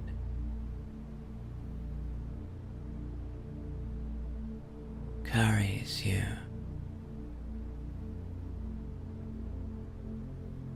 to a place unlike anything you have ever seen.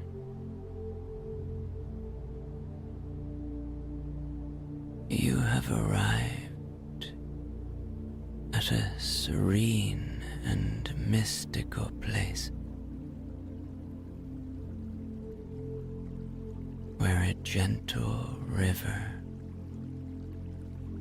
flows beneath the surface of the earth.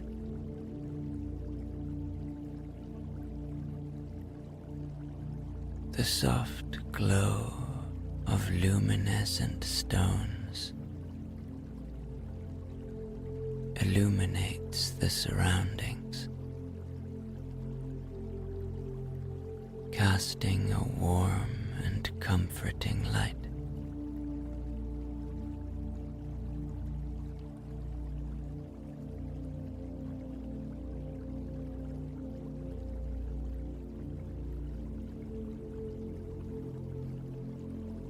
Now,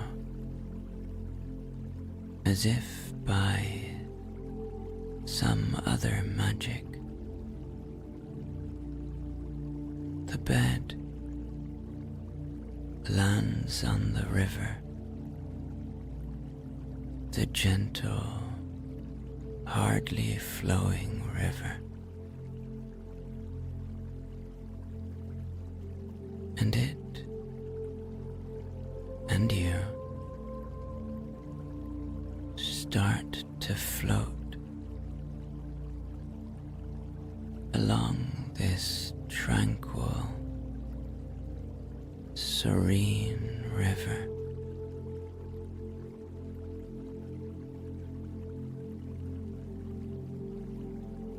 You glide gracefully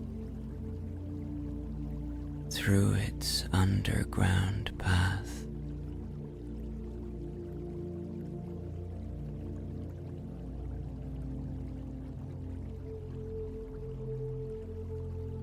the water of the river appears to be made of liquid starlight. It shimmers with a gentle glow.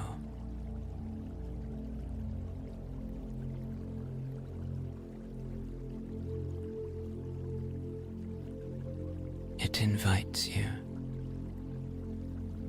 to put your hand into it, and as you do,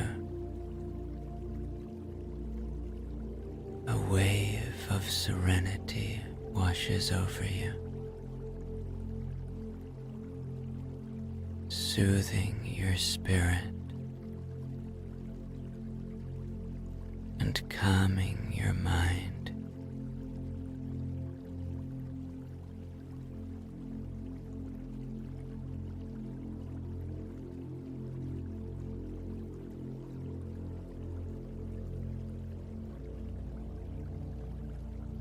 As you float along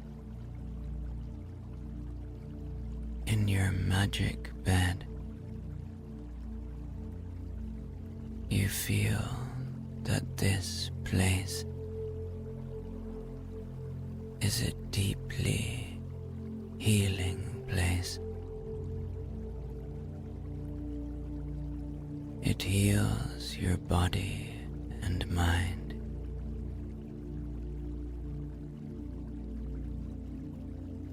It melts away any remaining tension or weariness.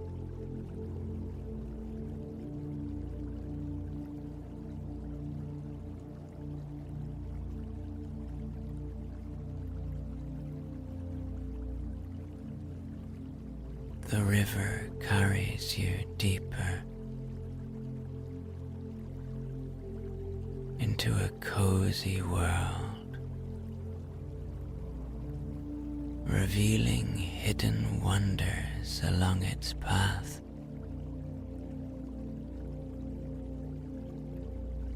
You see breathtaking formations of crystal and gemstones glowing with a gentle radiance. The air is filled with a delicate fragrance of moss and earth, which only further enhances the soothing atmosphere of this sleepy realm.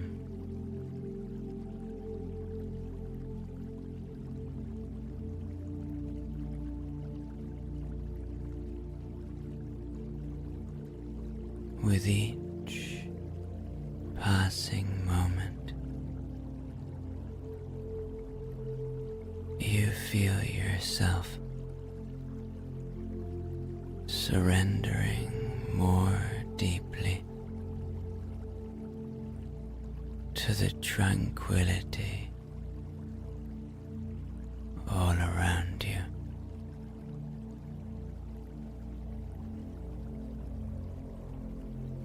Everything that you know fades away.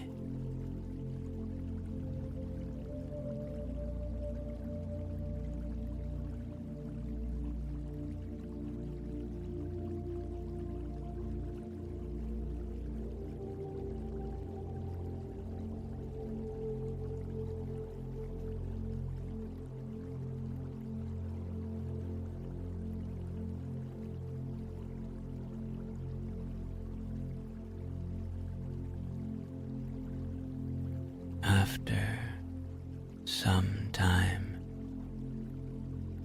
floating along the beautiful, magical river, the magic bed carries you home to the little house in the little village, in the little room,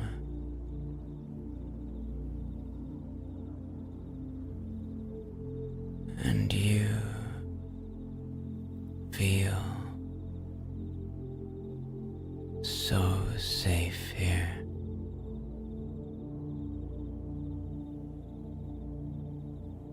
Cradled in the knowledge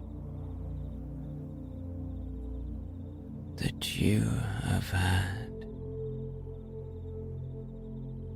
a remarkably beautiful, spectacular night, carried to a dream world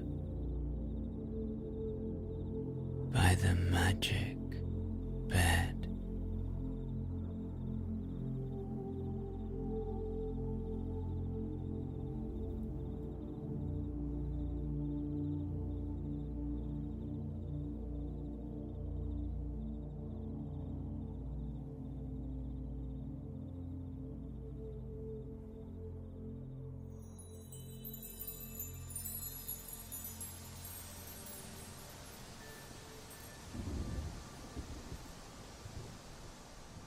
It's late afternoon when there's a soft knock on your window.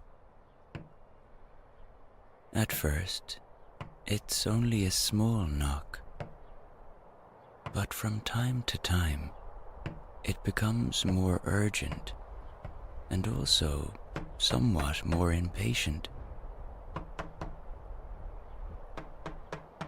Surprised, you eventually look at the window and you see a white raven sitting there, looking at you sternly. In its beak, it carries an envelope made of parchment which hangs down a little at the sides. You both look at each other, and when you don't react, it continues to pound on the window. Finally, you decide to open the window, and the raven immediately drops onto the sill and drops the parchment. Barely released from its beak, the letter flutters wildly around the room like a small bird. It briefly touches your nose and finally lands on your head. Carefully, you take it down and see that it has been sealed with a crest. The coat of arms on the seal shows a large, powerful-looking castle, and below it is written, "School of Magic for Aspiring Wizards."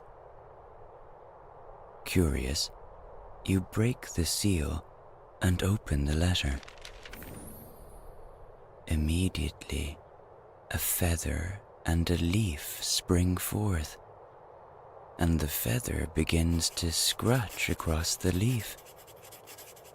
It writes in an ancient handwriting that your presence as a student of magic is desired. A list of needed utensils and some magic dust are enclosed so that you can get everything you need. As you read, a well-filled golden bag and list immediately manifest on your hand. Feel into your hands and perceive the weight of this bag. You may also feel a special power emanating from it and a slight tingling in your hands. Maybe you're a bit surprised, but deep inside, a little voice tells you that you can get involved in this adventure. Feel free to open the bag now and think about your list of spell supplies. Imagine crumbling some dust between your fingers. Think of the first words or symbols that come straight to mind, and in no time you'll be in a small secret market in the heart of an ancient city. The small street, with its well-worn cobblestones and old oil lanterns, looks as if it hasn't changed much for many hundreds of years. Old chestnut trees adorn the avenue, and their golden leaves sail gently to the ground. On the right and on the left, there are many small stalls and booths with unusual displays. In one of the displays, you see many large cauldrons from which it steams and hisses vigorously. As you look at all the cauldrons, you see lots of people stirring something in the pot. A shimmering liquid bubbles steadily in the cauldron. It smells like flowers, and then again like something unusual that you have never smelled before. As you move through the market, you encounter the most diverse set of people.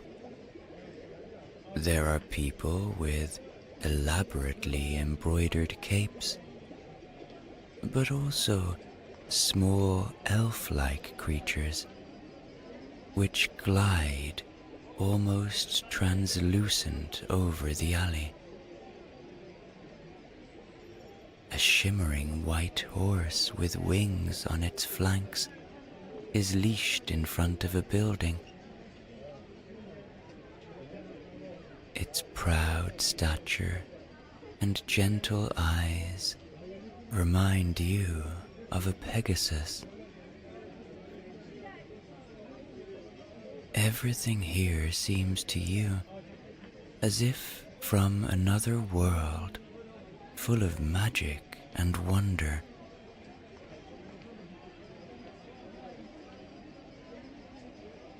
At the end of the street, you see a marketplace where many people are gathering.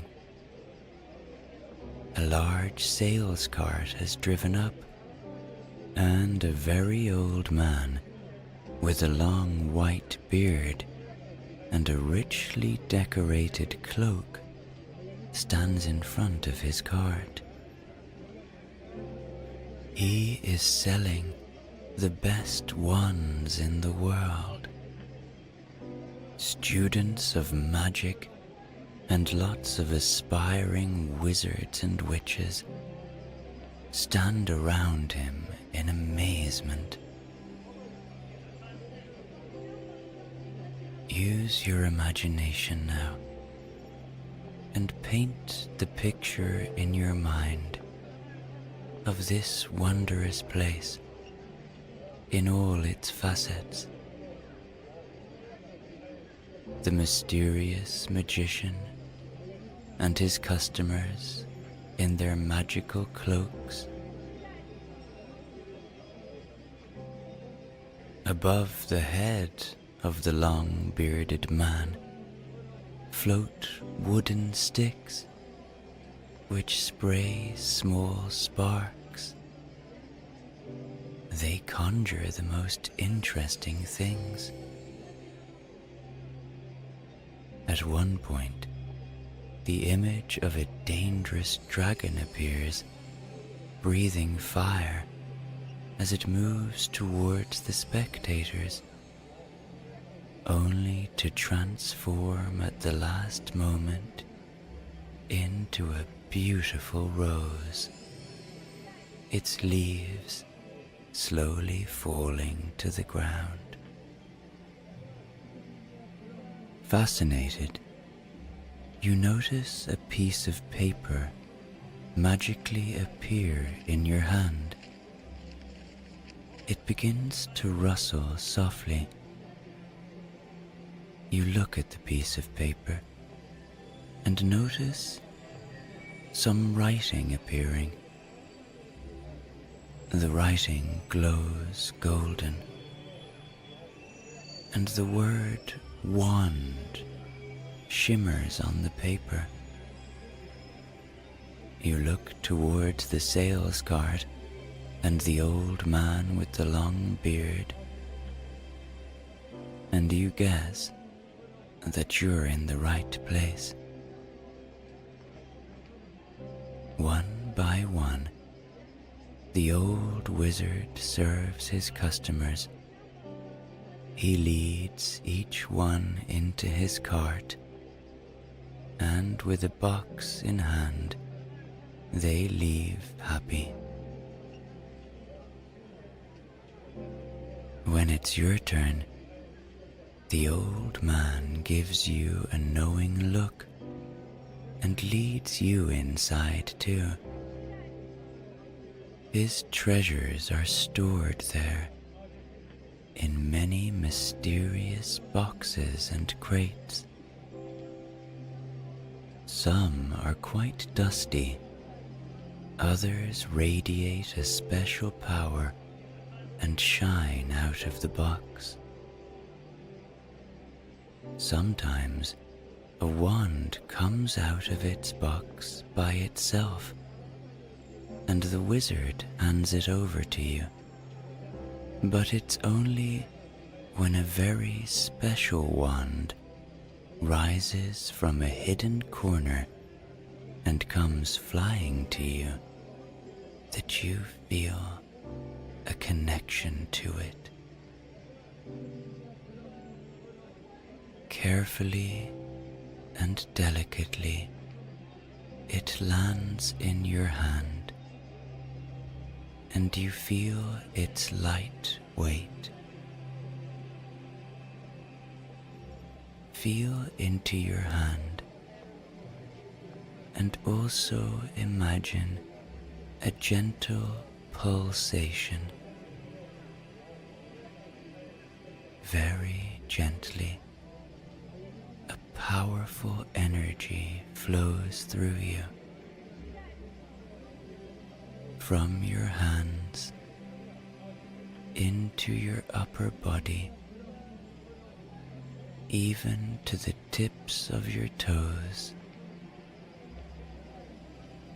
Feel it and connect with this power. Notice your wand and the connection to your deepest core. Let it dance through the air, and imagine that there is now a trail of light following it. Now, think of something that you would like to pay the wizard with, and wave your wand again. Give the first thing that came to your mind and appeared to the wizard as payment, and thank him. Now, look back at the magic piece of paper, your list. Stop again at the stall selling cauldrons and herbs.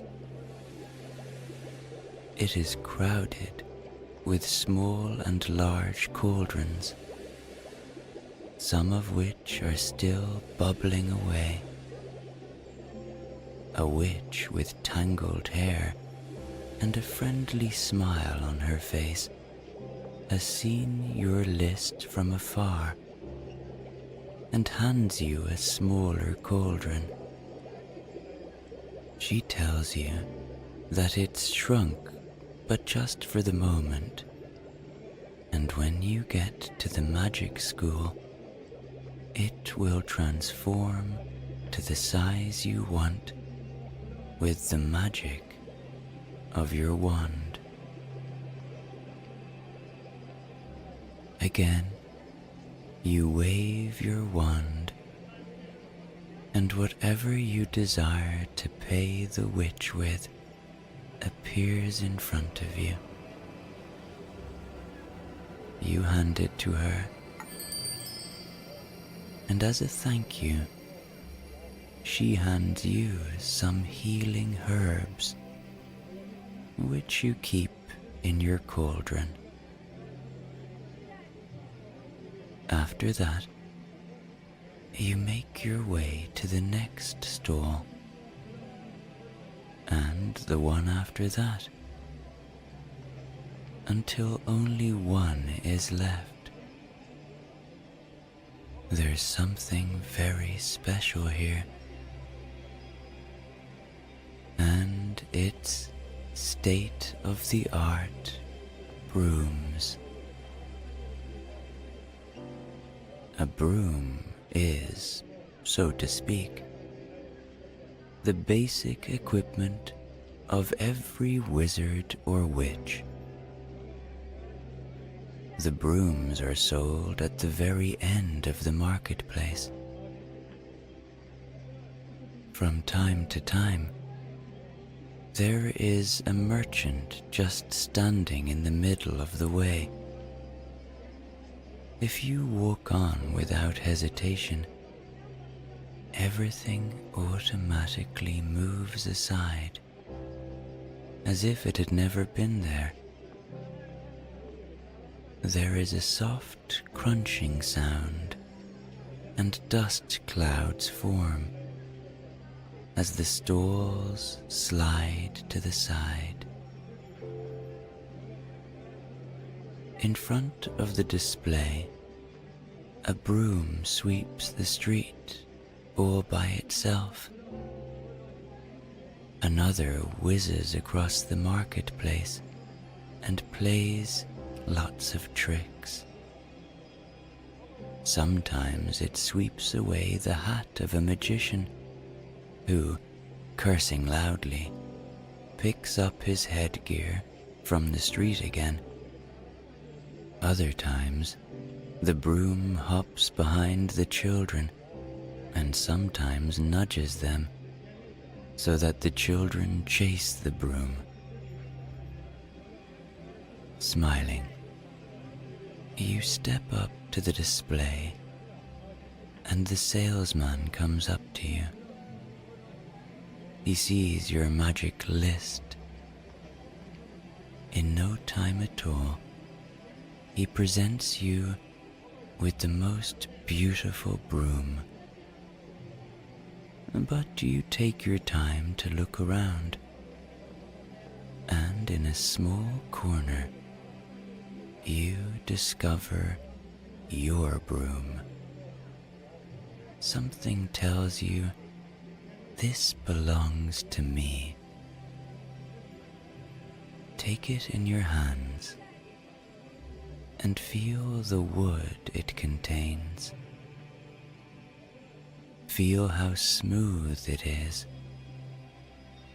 and also the slight vibration and pulsation.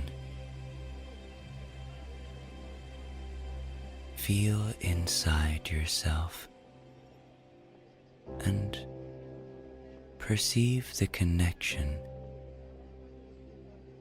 Take your time with it.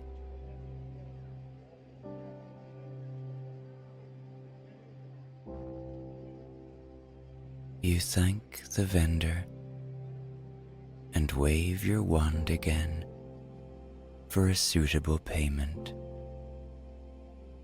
You say goodbye and you look at your list.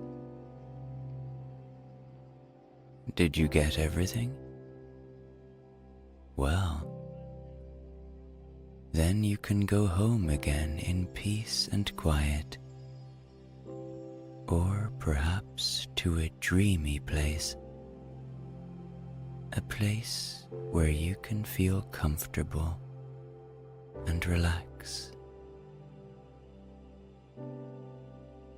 How about a beautiful mountain meadow surrounded by many fragrant flowers?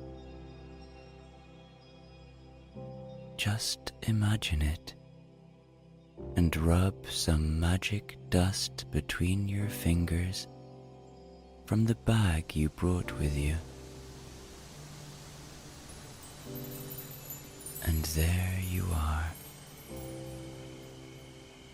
You can put the things on your shopping list aside for now and just enjoy the surroundings.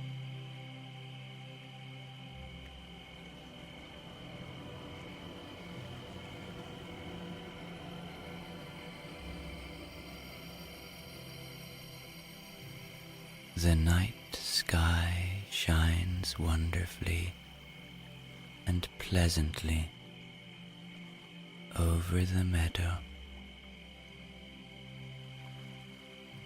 Thousands of stars shine in the firmament, and you are standing right under them.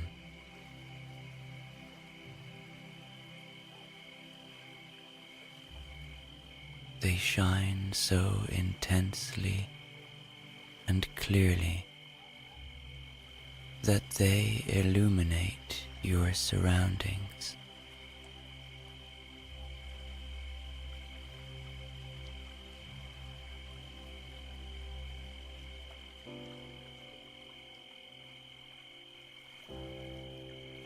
Lie down now and feel the soft meadow beneath you and the pleasant scent of the many flowers.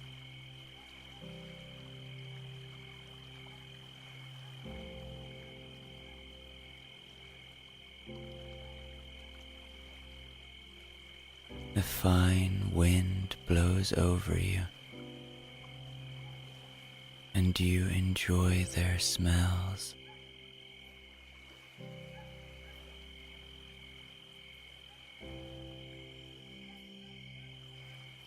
Let all the images of your magical shopping experience pass before your inner eye once again, and feel a magical power within you.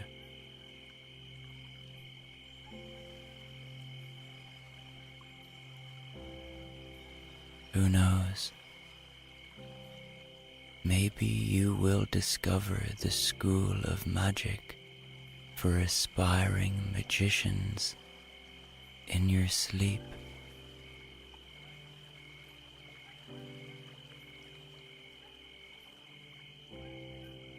Soon you will be able to explore it, but there is still time for that.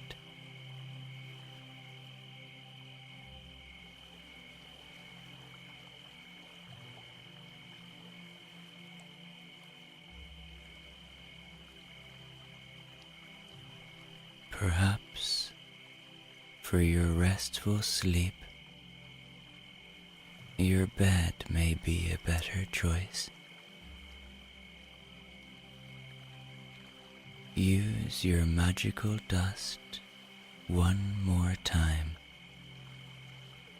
and feel yourself being transported back to your bed. Just imagine it and rub some magic dust between your fingers from the bag you brought with you.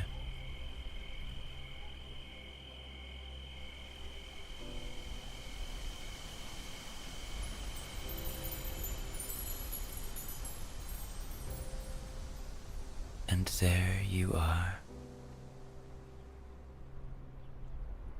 It's also night here, but maybe you'd like to change the weather. Again, use your imagination and change it to a gentle rain that accompanies you throughout your night.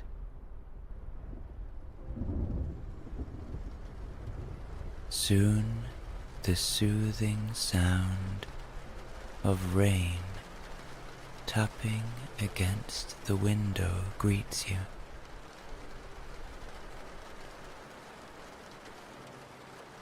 Just let the sound wash over you, feeling your muscles relax and your mind quieten.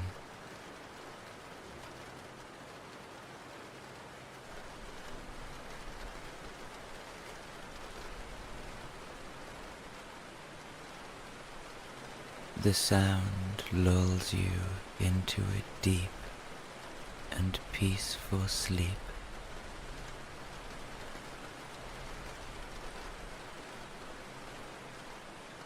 Filled with dreams of magical adventures and enchanted journeys.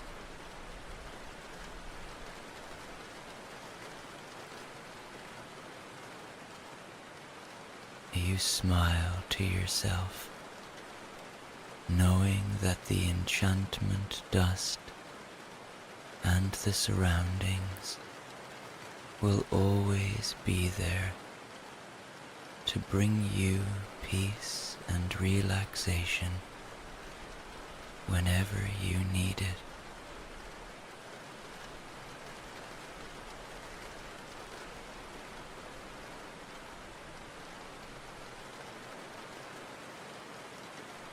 Now, return to your deepest rest.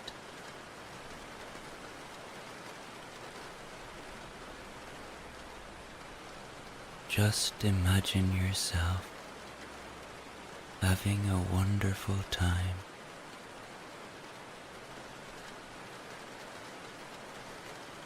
Drift into a deep sleep.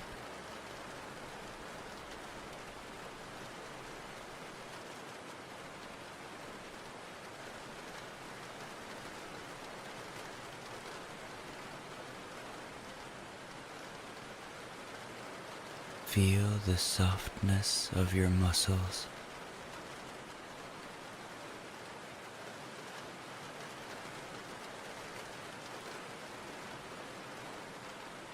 Listen to your breath for a while longer and feel the security of this place.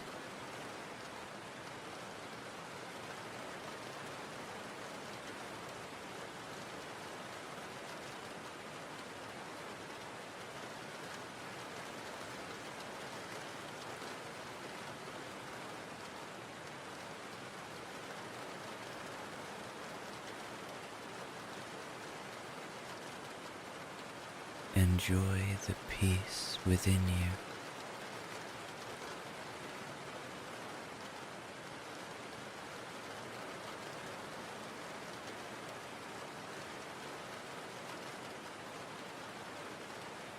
As it begins to sink deeper and deeper.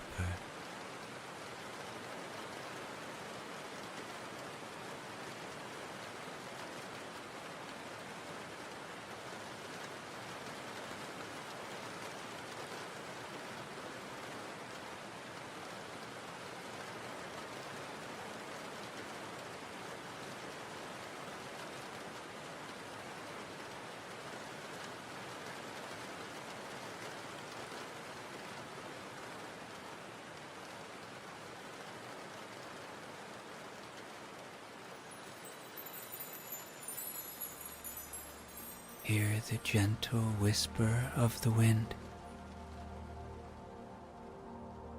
Far beyond the clouds, and in a distant place, A white raven is waiting for you. The wind carries its call to your room. Listen to it and enjoy its gentle whisper. The raven tells of a castle floating over a mountain of clouds in a far-off land. It's a magic school for aspiring magicians where everyone finds their place. And you too are already expected there. Perhaps you still remember going to the market of magic, where you got all of the utensils you need.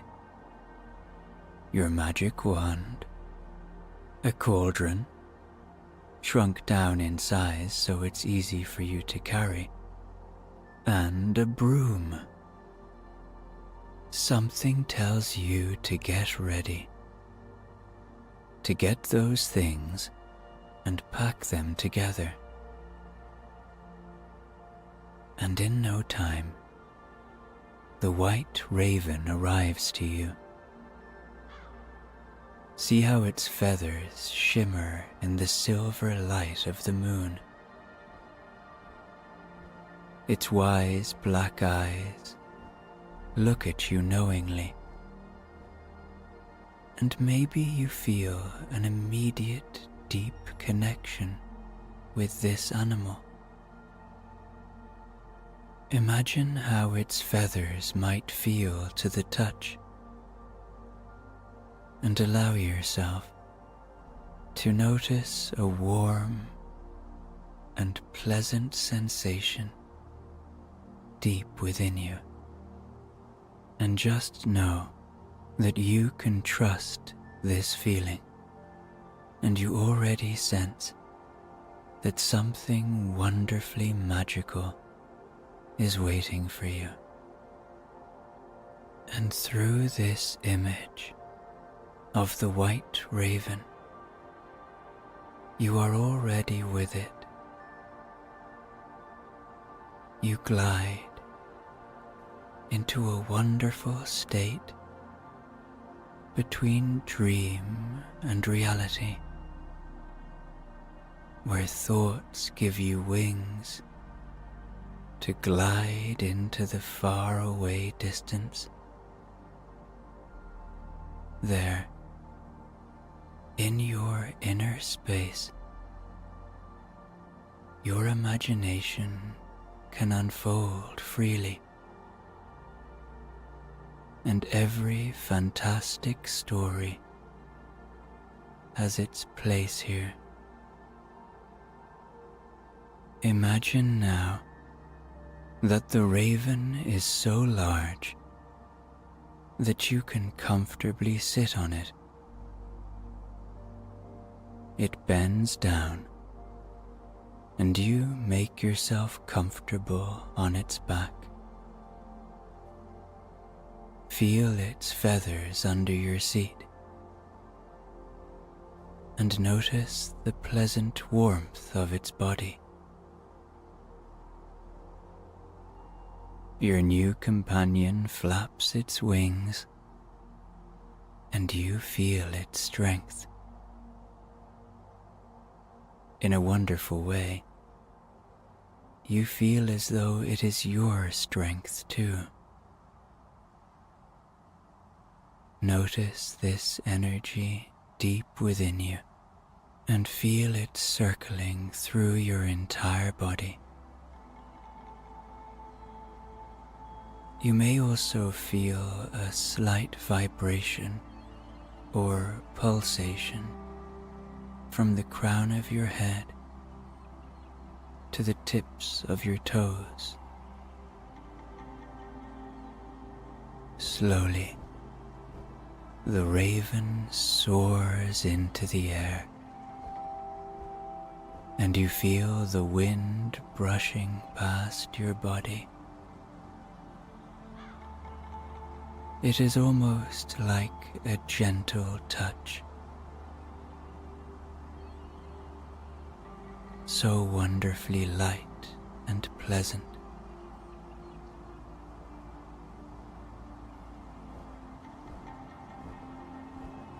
Flap by flap, you gain height,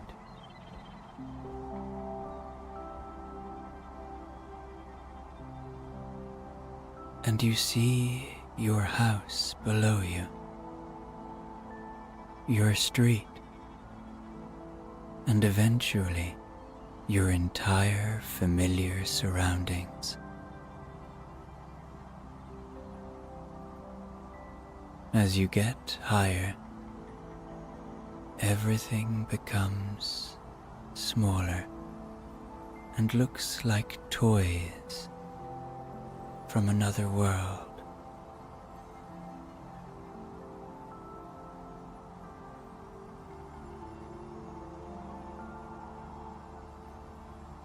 The moon shines through small patches of clouds,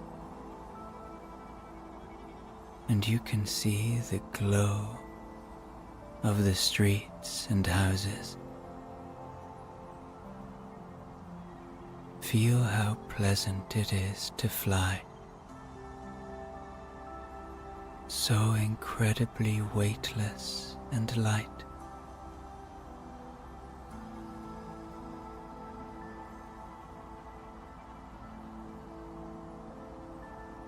The raven flies powerfully over the landscape,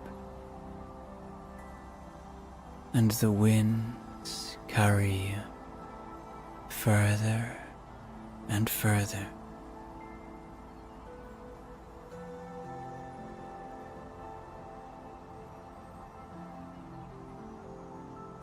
Take in this boundless freedom and what it really means to be completely detached. Enjoy this moment of flying over vast landscapes and picture it in every detail. Mountains, rivers, and wide open fields pass by as you glide with the winds.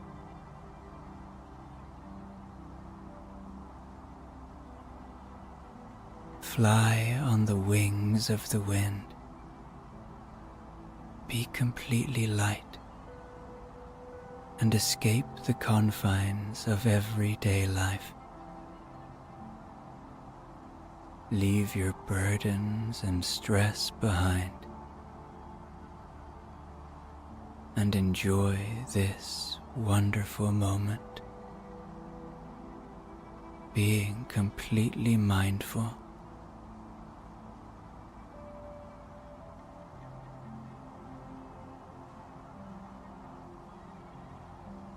The wind carries you further and further. You feel the warm comfort of the feathers and see the sparkle of the stars above.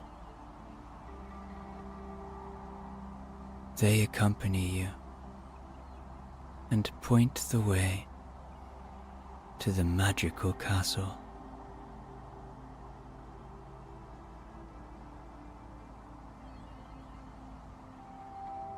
After some time, you arrive at a castle that sits on a gigantic disk of rock. And this disk, as if by magic, floats amidst huge clouds.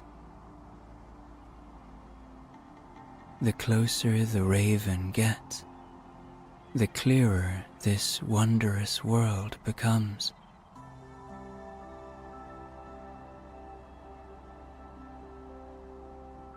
The castle stands in the center of this disk, surrounded by beautiful grounds. Hundreds of trees and bushes are in full bloom and glow in so many colors. Flower beds have been planted, and the blossoms shine in competition. Breathe in the floral air deeply, and take the scent within you. A waterfall pours from a tall tower into a river teeming with life. The water provides energy to all living beings and plants. And who knows, perhaps even some magic. Colorful birds fly over trees and bushes, chirping. Butterflies in the most beautiful colors shine in every ray of sunshine. Exotic animals frolic on the meadows and graze peacefully. Everything here is in perfect harmony. Your raven flies circles around the castle, and then you see that the weather changes. Suddenly, it is winter and snowing, and the landscape is covered in a white blanket. Ice crystals shine in the sun, and the waterfall at the tower is frozen.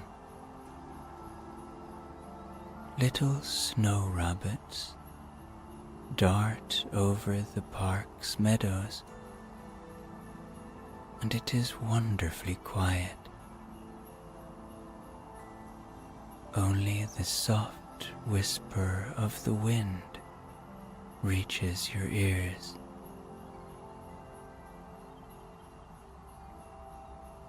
You fly more circles,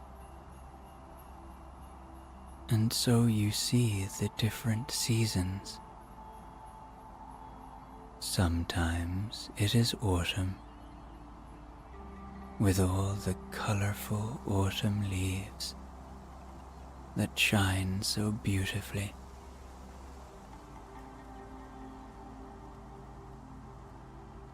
And then it is spring, and the spring flowers glow powerfully in the light of the sun.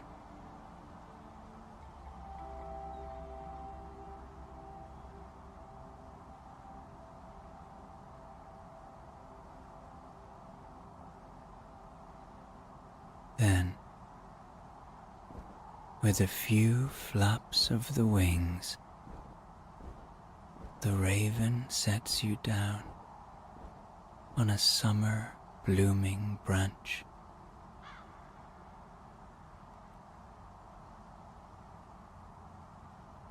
The tree is so huge that its branches reach all the way up to the castle.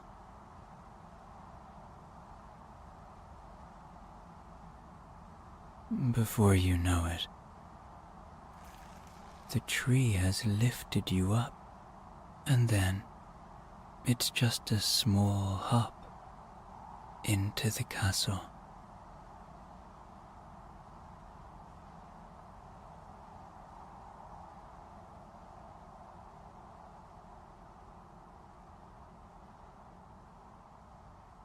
On the walls, you see various paintings that constantly change their appearance.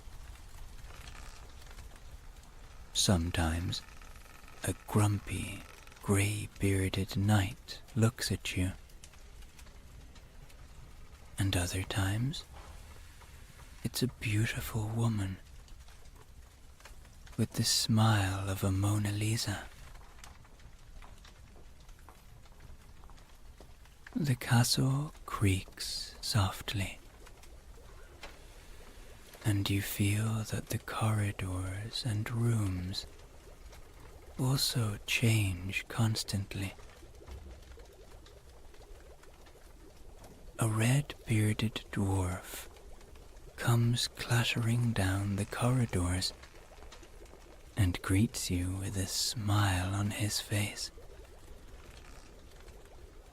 He indicates that you should follow him. You feel very safe here. And so, you wander through the huge corridors, and you hear someone singing behind the old wooden doors. Then something squeaking, and sometimes a dog howling. A group of young adults comes towards you, laughing, and each one has a wand in their hand. They wear black hats on their heads, and glittering dust occasionally appears around their bodies. After several minutes of following the dwarf, you arrive at a small, nondescript door tucked away in a quiet corner of the castle. The dwarf produces a key from his pocket. He unlocks the door, gestures for you to enter, and then hands over the key to you. Inside, you find a small but comfortable room with a sturdy wooden bed, a chest for your belongings, where you store your magical items, and a small table and chair. The walls are adorned with colorful tapestries depicting scenes from local legends and myths. A small oil lamp on the table casts a warm glow over the room, providing a cozy and inviting atmosphere. There isn't much time, though, the dwarf tells you, as the opening ceremony is about to begin. So, you go out of your room, lock the door, and keep your key, and you follow the dwarf further along the large corridors and hallways of the castle. The dwarf has now led you into a huge room with vaulted ceilings,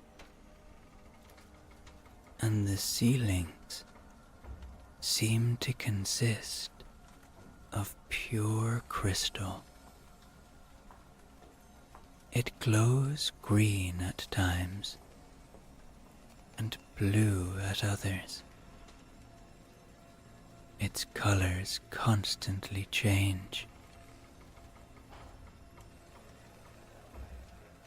In the room, several other students are already waiting to be admitted to the magic school. A tall and imposing looking headmaster greets the new students with a deep, resonant voice and looks around the room, wearing his black nickel glasses and a smile. On his shoulder sits the white raven that brought you to the school, and it playfully pecks at his cloak.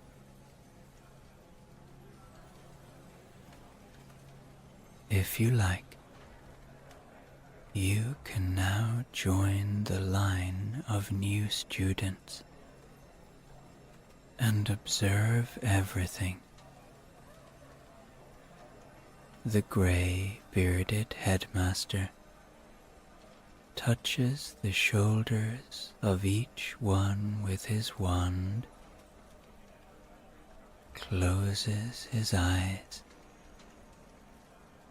and whispers magical words softly.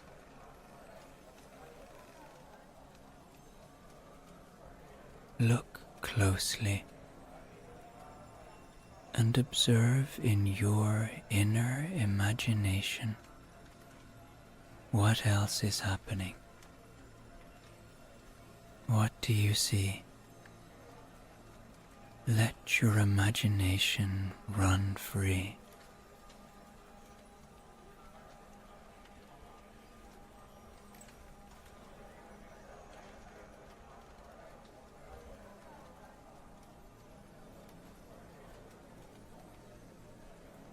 Each new student thanks the headmaster quietly, and then it's your turn. Imagine what it's like when your magical teacher touches your shoulders and powerful energy flows through your entire body. Feel the power flowing from your shoulders into your head, down your arms,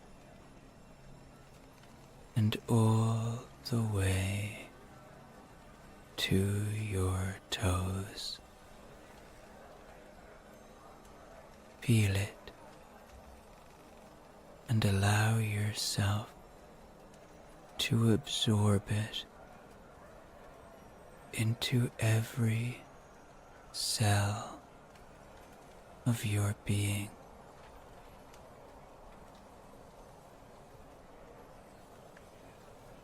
Enjoy this stream of energy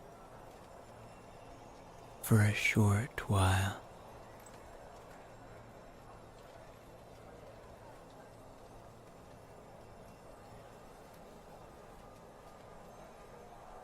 Perhaps you also see colors and feel their healing effect.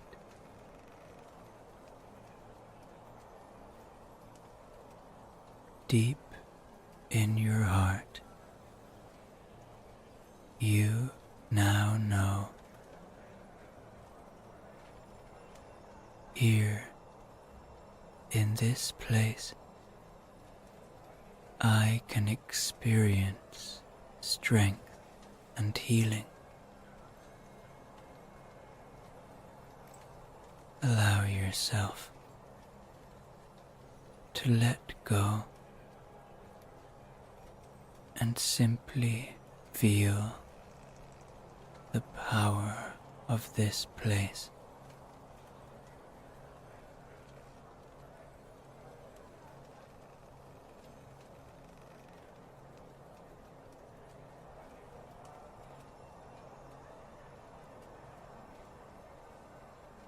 You may now sit at a long table and enjoy the celebration of your arrival.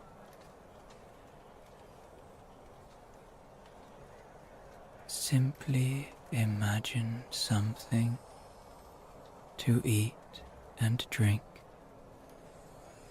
and it will appear around you. You see all kinds of magical creatures. Some have a human body, but the head of a lion, and another looks like a forest troll.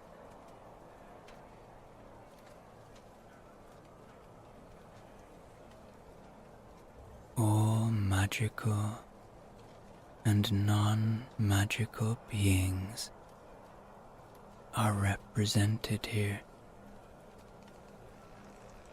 Welcome. You belong here too.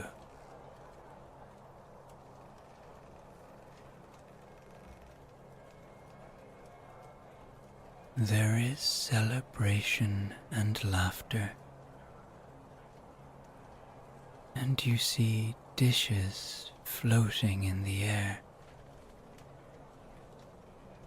Then, gently sinking down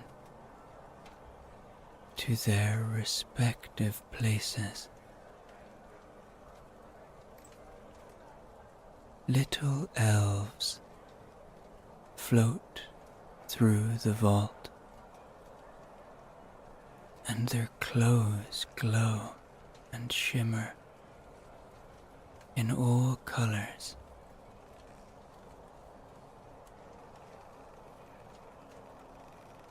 From time to time, there is a gust of wind that makes the candles of the room flicker.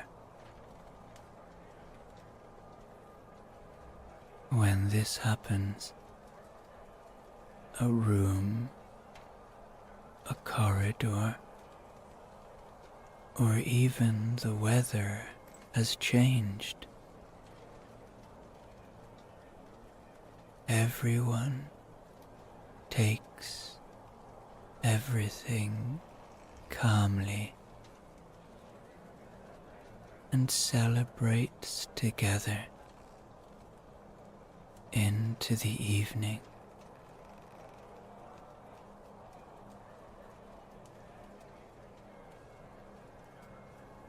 A band of gnomes play happy and lively music,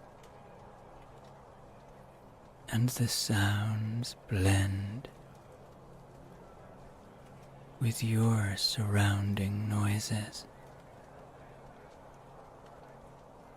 It is a symphony of happiness and contentment. Let yourself be caressed by this soothing sound carpet and feel the security of this place.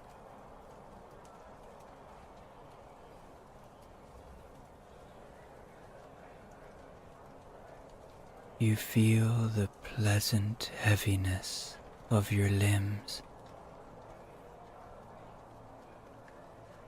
Notice the warm pulsation in your body. Everything is relaxed and pleasantly warm. Listen to your breath and notice its calm rhythm.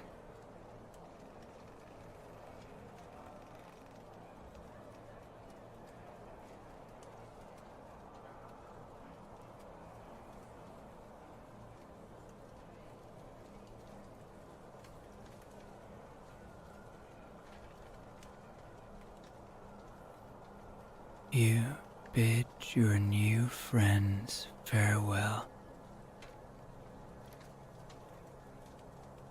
and it's time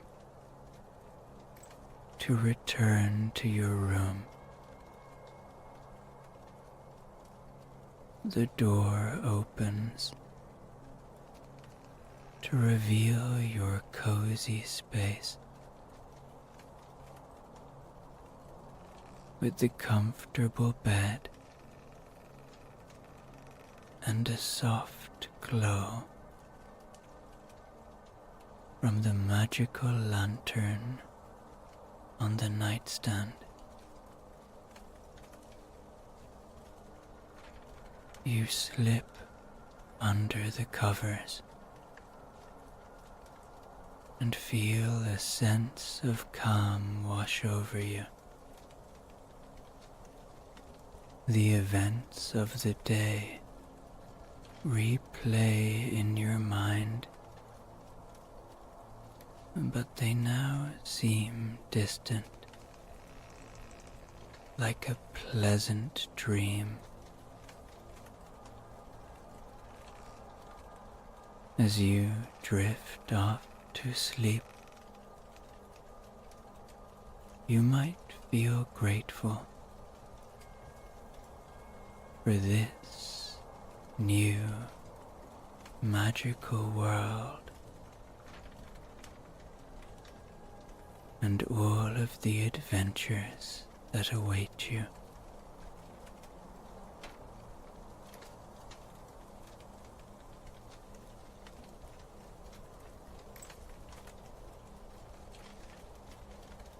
You sleep soundly, knowing that tomorrow will bring new wonders and surprises.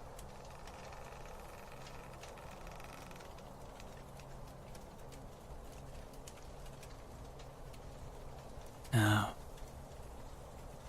slowly sink into your restful sleep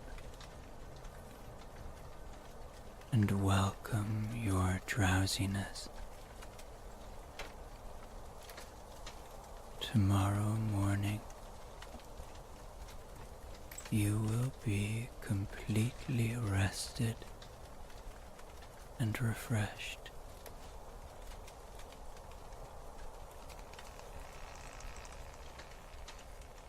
You will feel new power and new energy. And who knows, maybe a little magic too.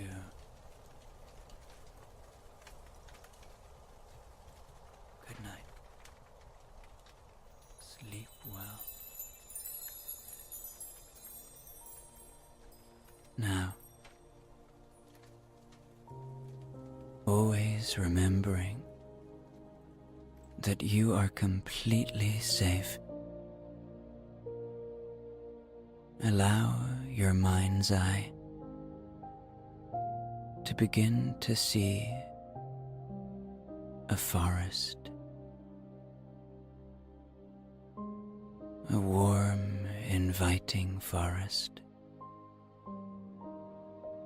a place of comfort and peace.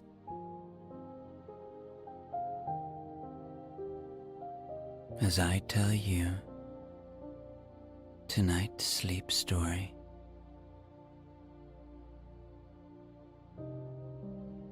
There once was a forest far, far away from here. So far away, in fact, that anything you have ever known or thought about has never been heard of in these parts. Now, this place was known for one thing, and one thing only: a pervading sense of peace and calm. Oh, and did I mention fairies? The fairies live in this special forest, but they only show themselves to those that they feel deserve it. And tonight, my friend, you will stay in a cozy treehouse in the fairy forest. And let's see if one of the fairies, or many of the fairies, come to visit.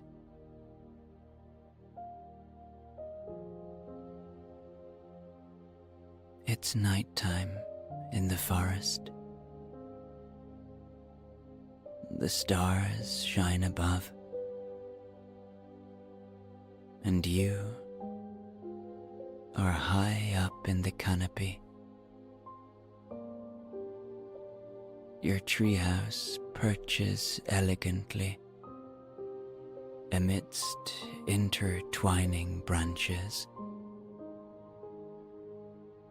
as moonlight falls from above.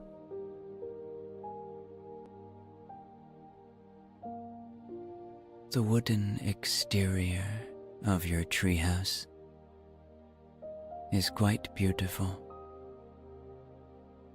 It looks as if it comes from another time, weathered and moss-covered. It blends seamlessly with the surrounding trees, making it almost invisible to anyone who might be passing.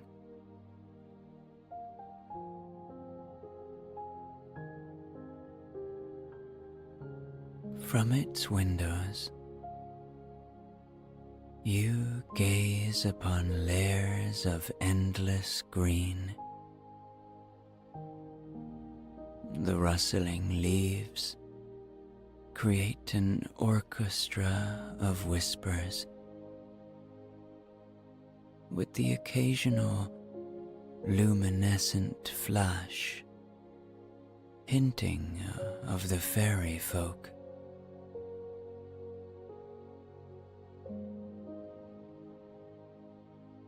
Inside, the treehouse is furnished with every comfort imaginable. Velvet cushions adorn a cozy nook by the window, where a collection of books rest, their stories echoing the mysteries of the forest.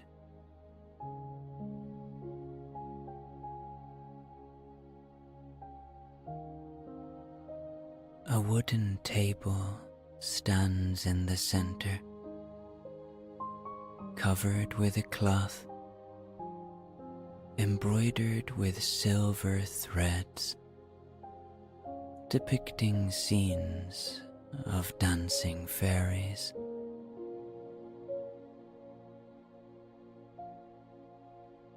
Above the table, hangs an ornate chandelier, its crystals refracting the ambient moonlight, casting soft pastel glows across the room.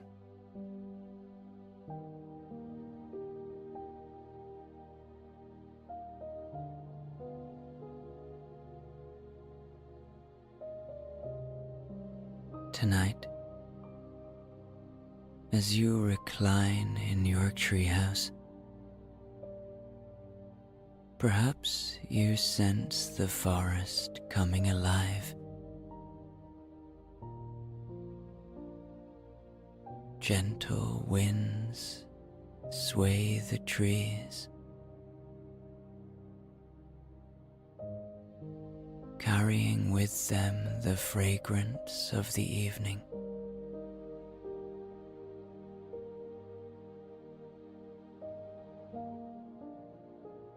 And it isn't long before the first of the fairies approach, curious about who rests in the treehouse tonight.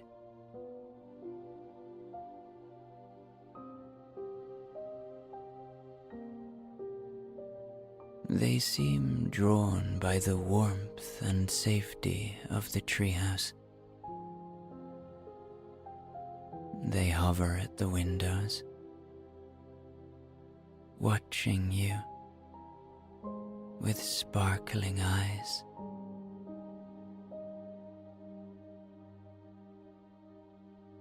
You remain still, sensing the privilege of this magical encounter. Every so often, a brave fairy darts inside, leaving behind a trail of stardust. And with each passing hour, as the lines between reality and dream blur, you feel an overwhelming connection to this forest and its magical little inhabitants.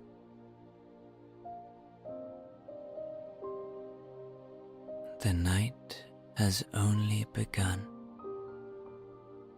in this enchanted realm.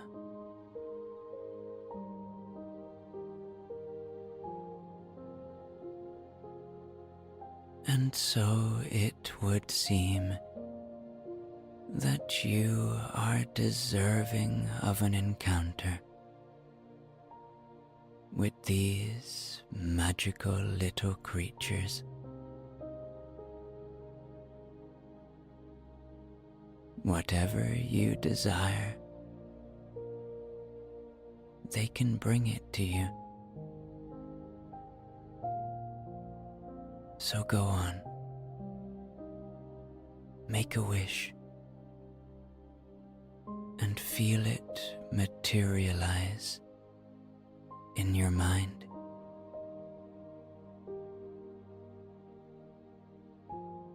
With every passing moment, you feel yourself fall deeper and deeper into a state of calm and tranquility.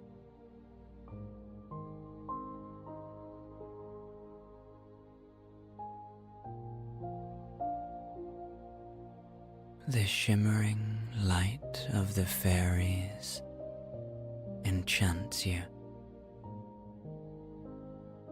and urges you to continue to focus on your most heartfelt wish their delicate voices, harmonious and kind, encourage you to visualize every detail, every nuance of your desire.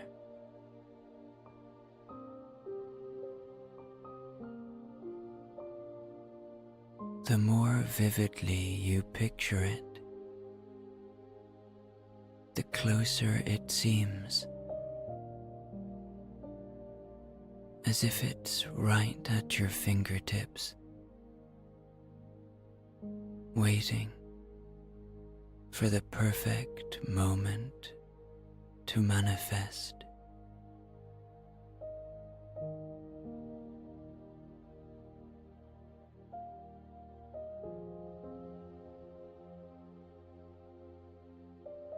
The fairies dance in intricate patterns, their glowing forms weaving through the air like paintbrushes on a canvas, painting your wishes into existence.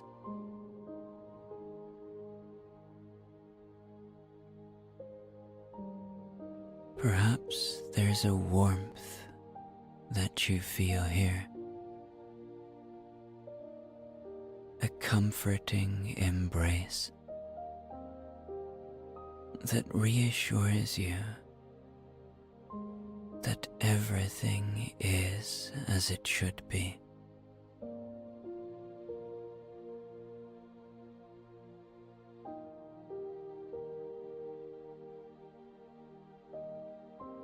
At the core of this serene moment,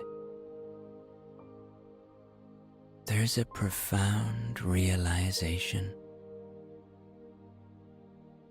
The power of manifestation isn't just in the hands of these mystical beings, but that power is within you as well.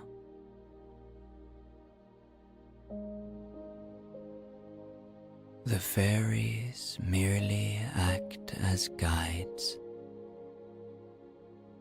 reminding you of the innate potential you possess,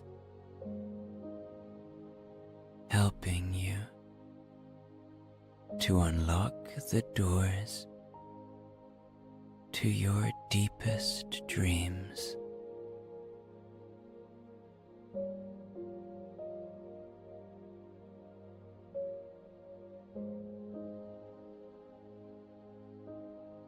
You watch the mesmeric dance of the fairies. Here, you are so far away from all that you know. Your cares and worries do not exist here. You are allowed to fully immerse yourself in this moment. You are safe here. You are welcome.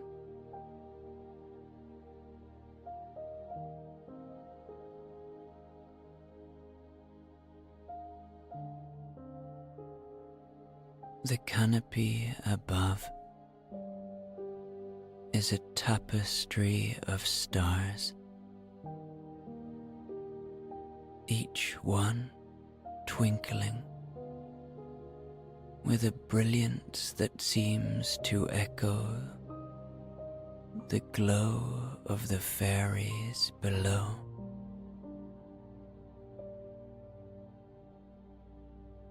The moon, in its full splendor,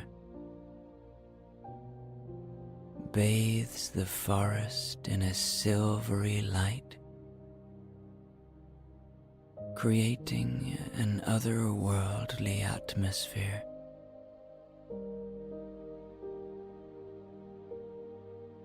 It's as if the night itself joins the dance,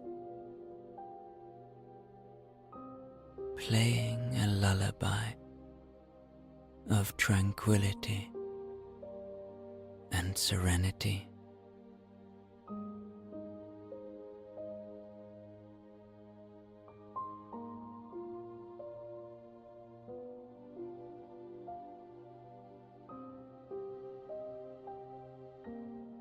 Even the trees of the forest seem to sway gently to the rhythm of the fairy dance. Their leaves rustling in soft applause.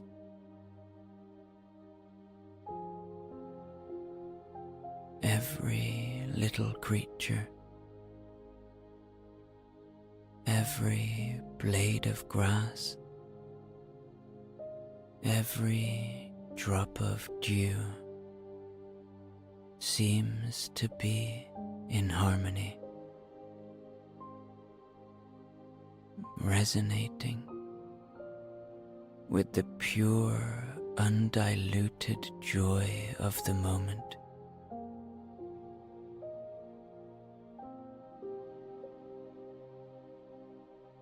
It's as if the very essence of life, in all its myriad forms, is celebrating its existence right here with you as its honored guest.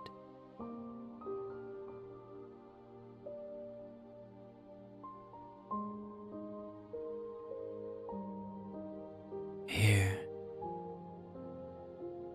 in this secluded corner of the universe, you are reminded of the simple joys of existence and the beauty of the present moment.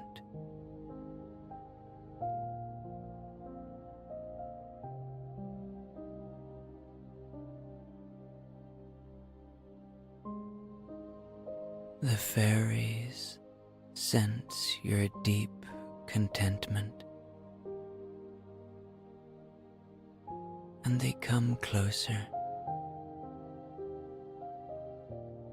Their soft humming, a melody of welcome and comfort.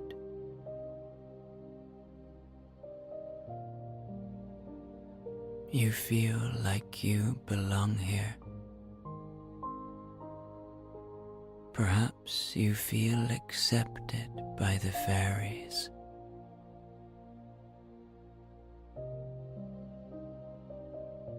This is your sanctuary, a realm where the heart finds solace and the soul rediscovers its wonder.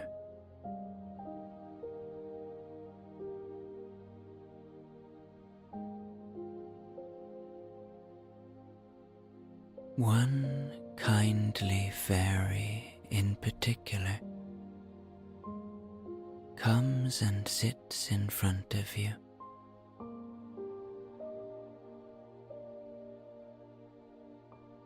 This fairy emanates a gentle, motherly glow. Her little wings, delicate and translucent, shimmer in soft lavender and pale gold.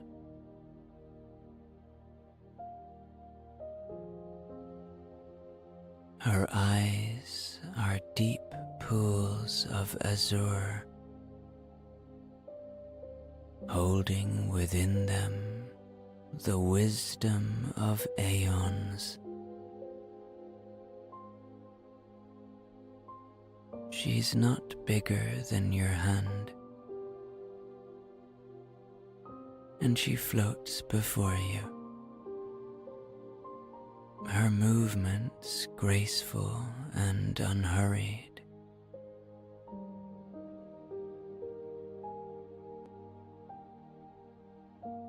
As she comes closer, a subtle aroma of blooming jasmine fills the air.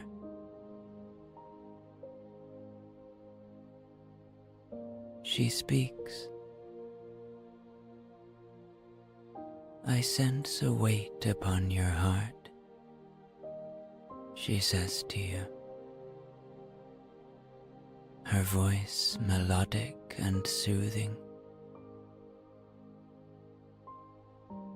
In this sanctuary of ours, you are free to release any burdens that weigh you down.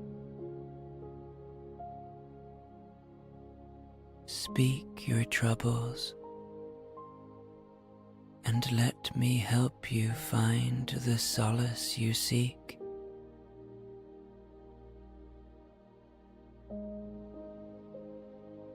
With her invitation,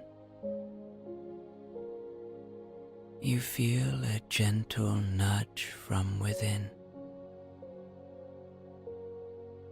urging you to open up. There's no judgment here, no expectations. Only understanding and compassion and kindness.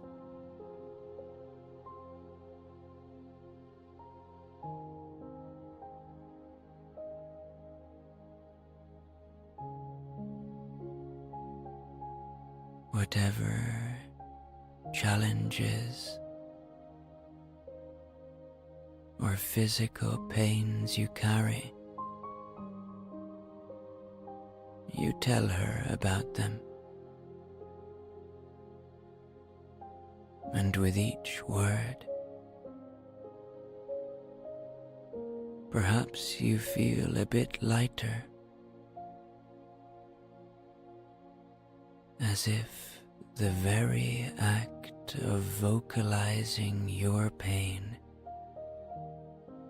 begins the healing process.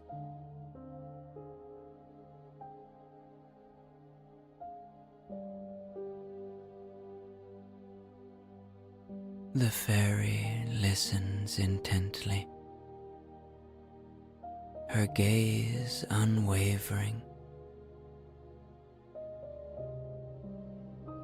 She occasionally nods, acknowledging your experiences and validating your feelings.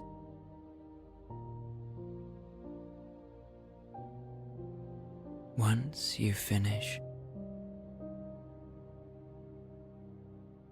she takes a moment and gathers her thoughts. She speaks again. Every pain, every problem is but a moment in the vast tapestry of life. While they shape us, they do not define us. I can help you release this burden. But remember, the true strength lies in accepting and growing from these experiences.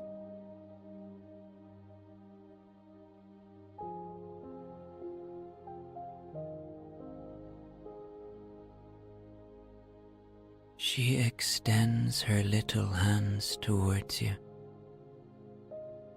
palms up, and as you place your hands over hers, a gentle warmth radiates from her touch.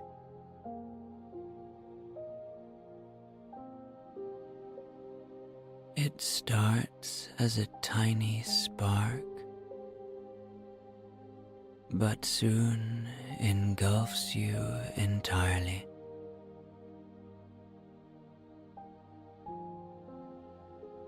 This warmth seems to seek out the pain, enveloping and soothing it before drawing it away.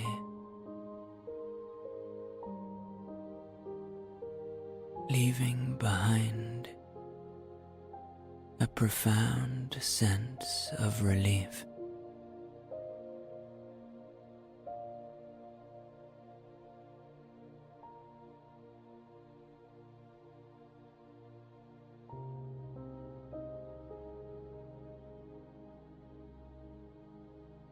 As the process unfolds,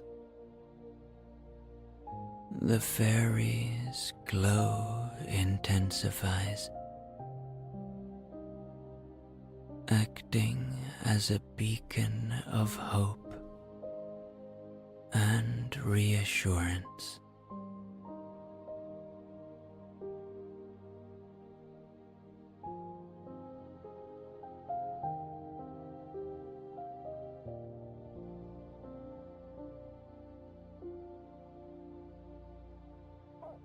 When it's over, she smiles at you, a smile that speaks of love, understanding,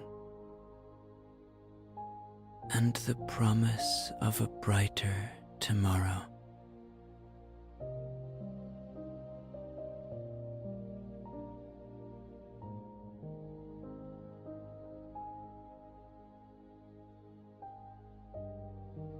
Now the forest seems to hush as you prepare to bid farewell to the fairies. With a heart full of gratitude, you turn to the fairies who have gathered around. "Thank you," you whisper.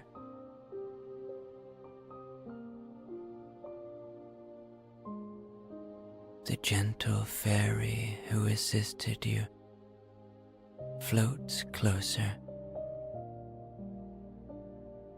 her touch light as a feather on your shoulder. "Sleep well," she whispers. "Know that you're always welcome here, in this haven of serenity."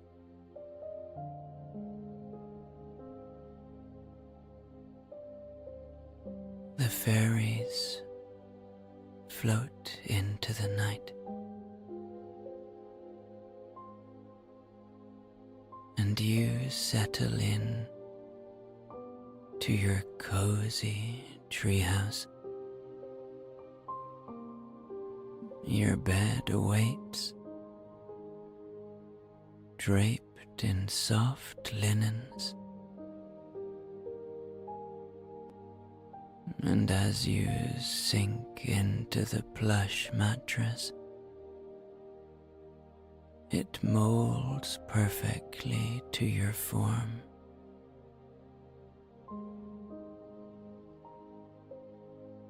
A gentle breeze from an open window caresses your face, carrying with it the earthy aroma of the forest.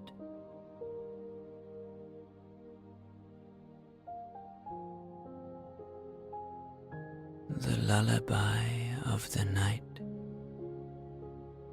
beckons you into a world of dreams. You feel protected, loved,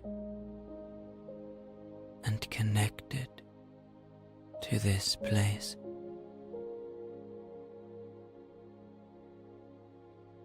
In this sanctuary,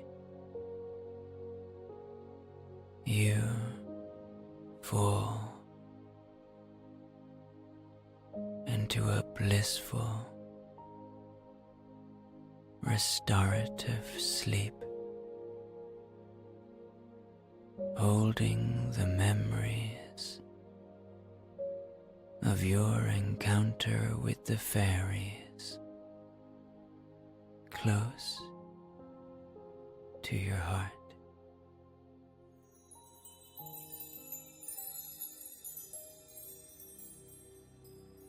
You are floating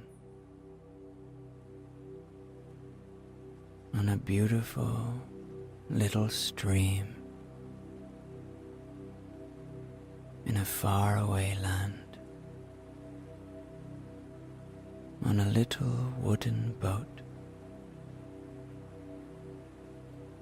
And as you sit back in the boat,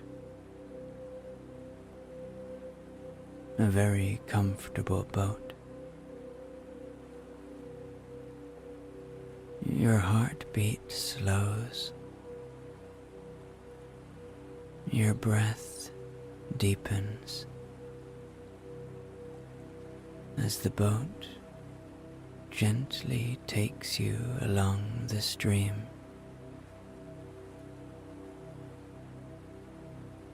The boat does all of the work for you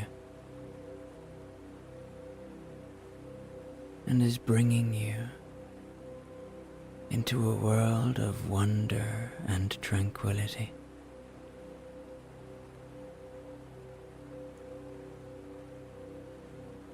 The landscape around you is like nothing you've ever seen before. Lush greenery, blooming flowers, and gentle rolling hills are all bathed in a soft golden light.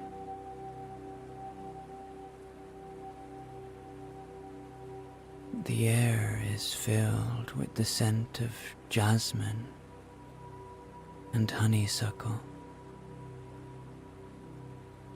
and a gentle breeze caresses your face.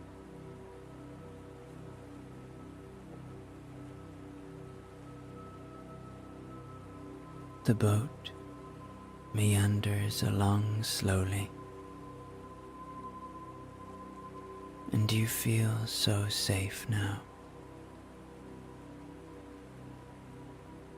As the water's surface reflects the beauty of the world around you, adding to the dreamlike quality of this place.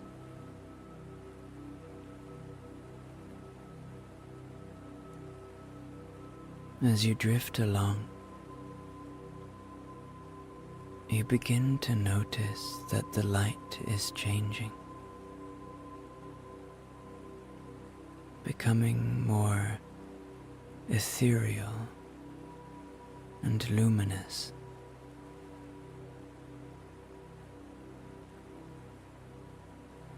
The boat gently enters what looks like the entrance of a cave. But this is no ordinary cave, and you feel so safe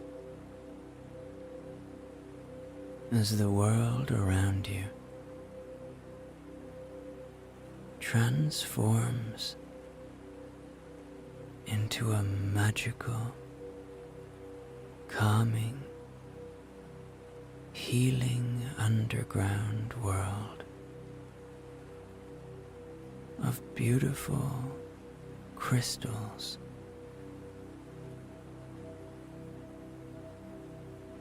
The walls of the cave are lined with sparkling gems,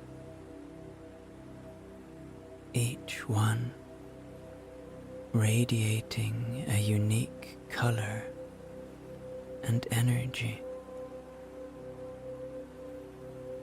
Now the crystals, they seem to pulse with life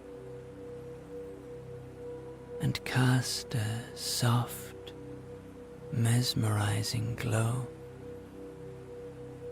that fills the space with warmth and serenity.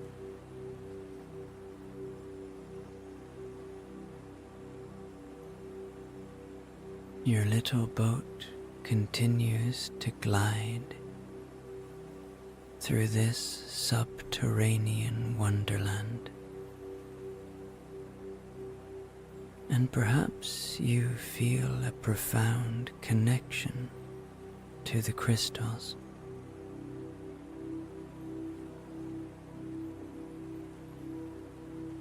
Each one resonates with a different part of you.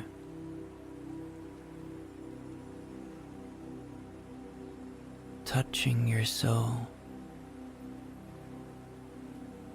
healing old wounds,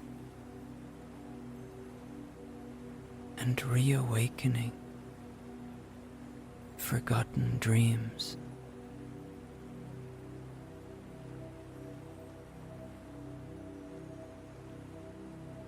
Slowly,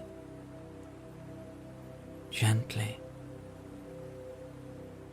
you reach out to touch a crystal,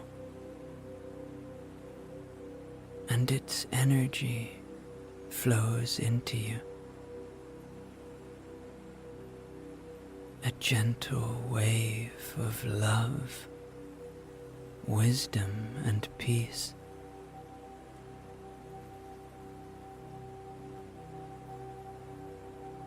The sensation is indescribable, a merging of your essence with the very fabric of the universe.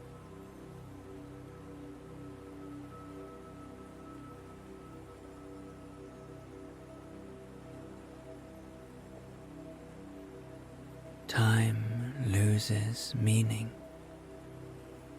in this magical place, and you lose yourself in the beauty and the healing energy of the crystals.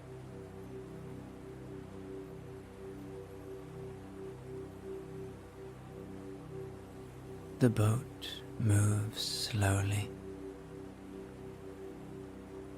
carrying you further into the cave, and perhaps you feel cozy here. Maybe you feel yourself becoming lighter, freer and more in tune with the world around you.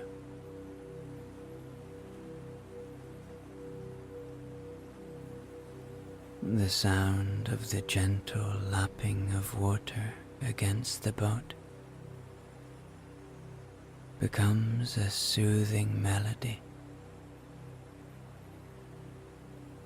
harmonizing with the soft glow of the crystals and the gentle embrace of the dream. You are safe. You are loved. And you are exactly where you need to be.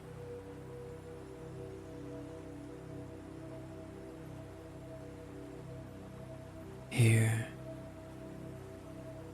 you are completely away from everything. This is a world where worries don't exist.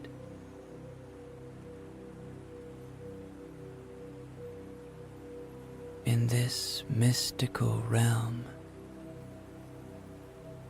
you find yourself completely disconnected from the anxieties that may have troubled you in the waking world.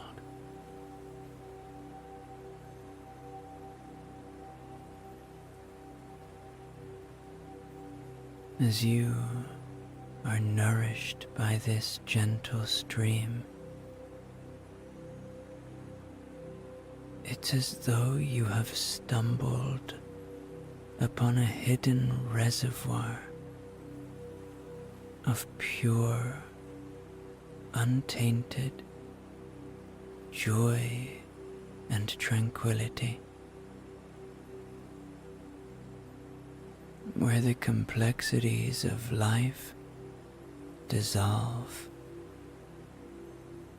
into a harmonious melody of love and kindness.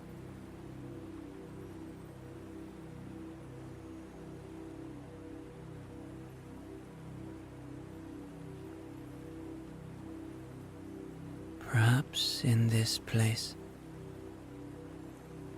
you become aware of certain feelings and emotions surrounding you.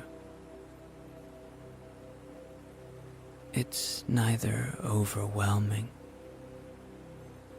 nor intrusive, but rather a feeling of profound understanding and compassion.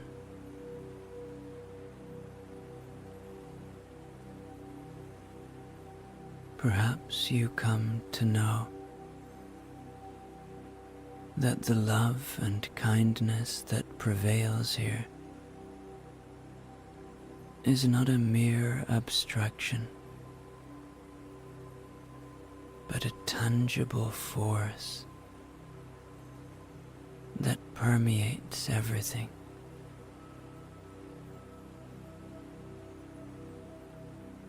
It reaches into the deepest corners of your being, soothing old pains and relieving burdens you didn't even realize you were carrying.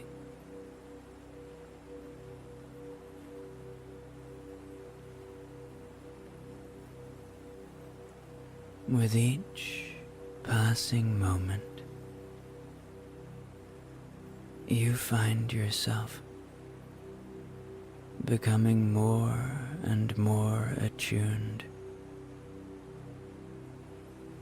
to this extraordinary place. Your senses are heightened, Yet, you feel an unprecedented calmness enveloping you.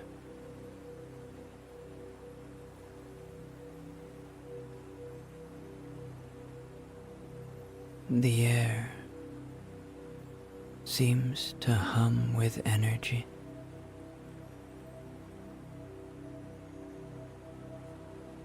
And the gentle sounds of the flowing water and the soft glow of the crystals create a symphony of serenity that resonates with your very soul.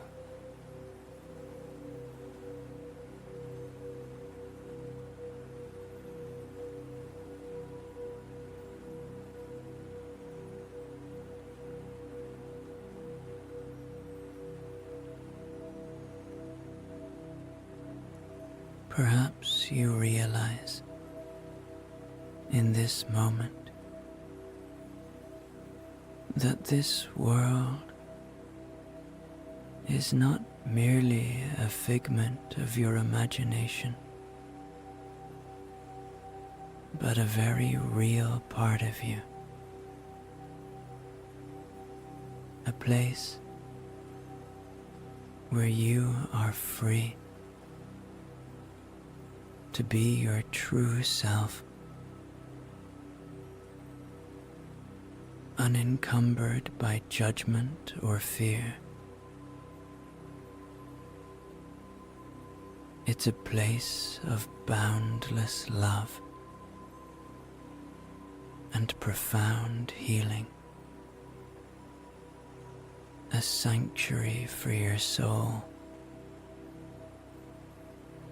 and a reminder of the innate goodness that resides within us all.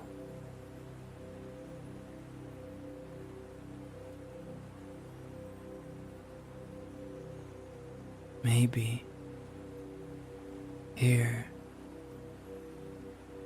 in the embrace of the crystals and the gentle caress of the dream, you find a home, a place where you are eternally welcome and where you can always return whenever you need to remember the essence of who you truly are.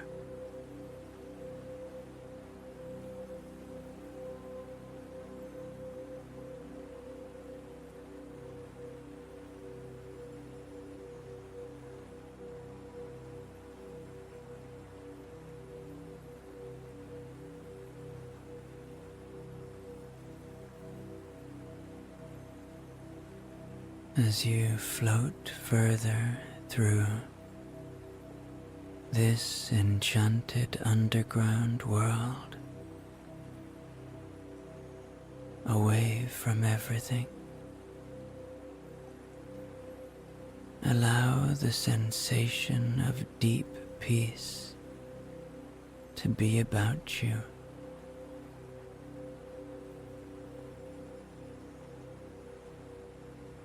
And allow your awareness to begin to gently focus on a specific area within you that needs healing. A place where you've perhaps felt pain or loss or fear. This awareness should not be jarring. You are safe. It's just a natural invitation to explore deeper aspects of yourself in this safe and loving environment.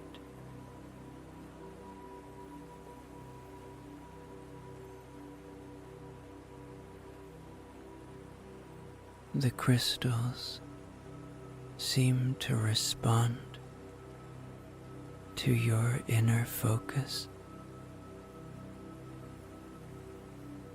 Their glow intensifying,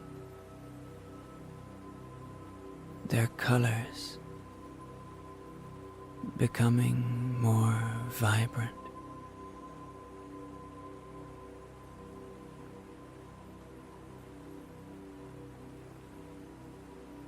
The energy of the cave shifts and aligns itself with your healing journey.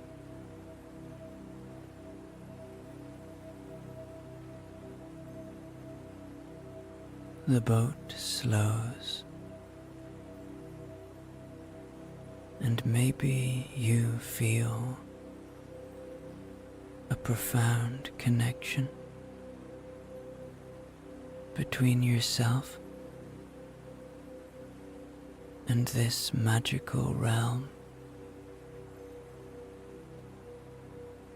a symbiotic relationship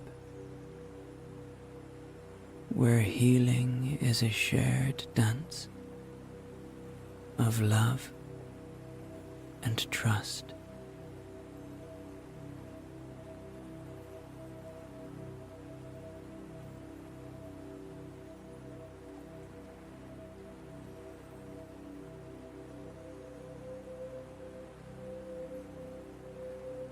The specific crystal that resonates with your healing need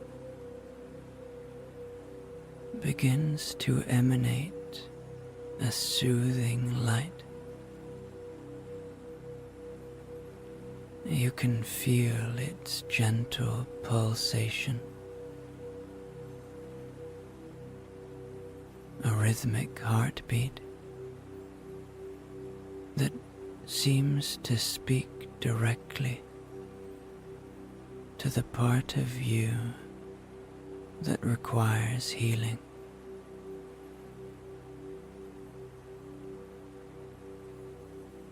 The energy is neither forceful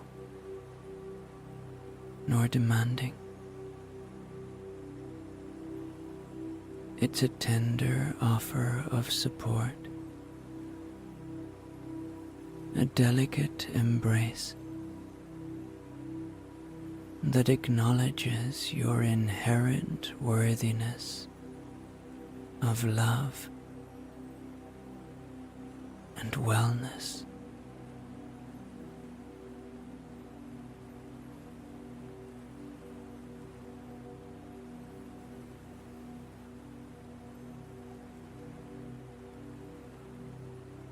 The healing process unfolds organically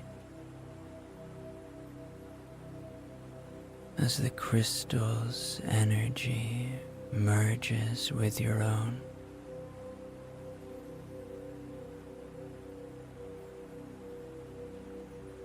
Maybe it feels like a gentle touch on a bruise.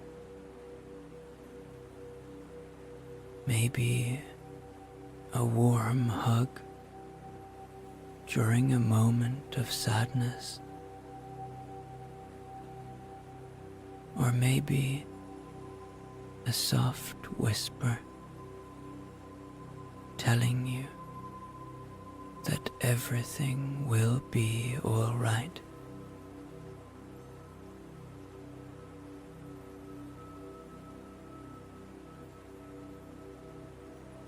The pain or discomfort that you may have felt begins to dissipate, replaced by a sensation of relief and renewal. Your body, mind, and spirit respond to the healing energy, absorbing it willingly, as if recognizing a long-lost friend.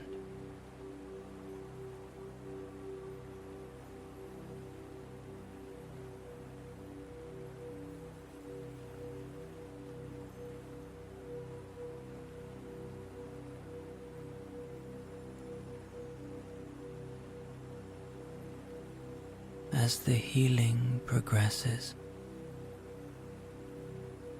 realize that this process is not just about mending a specific part of you.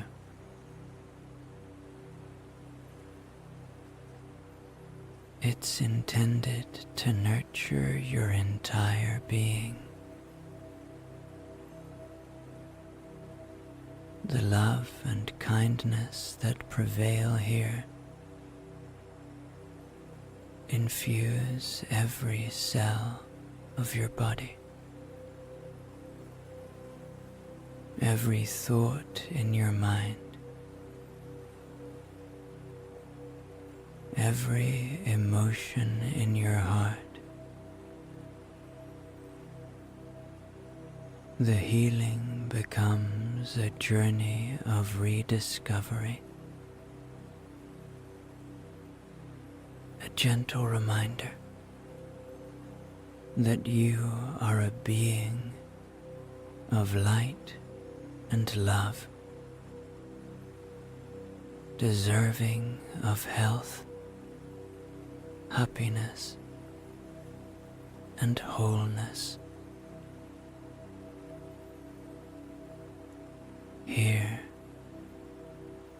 in the company of these magical crystals, safe in your little boat on the little stream, perhaps you find the courage and grace to heal, to grow, and to embrace the beautiful complexity of your true self. You are in a forest, a beautiful forest. It's nighttime. The moonlight shines down upon the ancient trees, and you sense, perhaps, that there is something magical about this place, something otherworldly.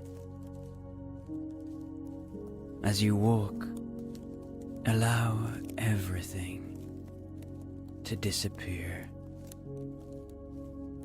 Anything that is happening in your life, let it go as you immerse yourself in this special place. You stop at a tree, a huge tree. It looks like a redwood or sequoia. It is so wide, you could walk around it and be tired by the time you finish your walk. There is something so humble about this tree, something so timeless. It has stood in this one spot for thousands of years, Imagine that. Imagine all that it has seen. It has known a very different world. And now you have the privilege of standing here.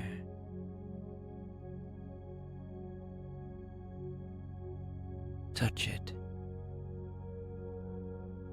Feel how calming it is to just simply be in communion with nature.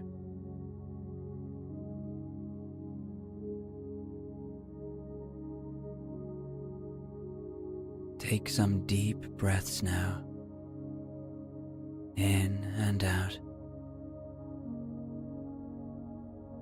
in and out, in and out.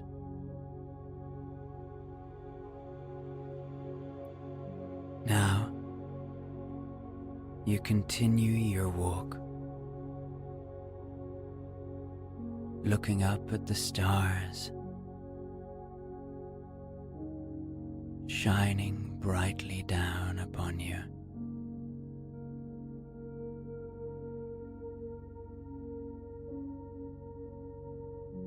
How astonishing, how stunning they are.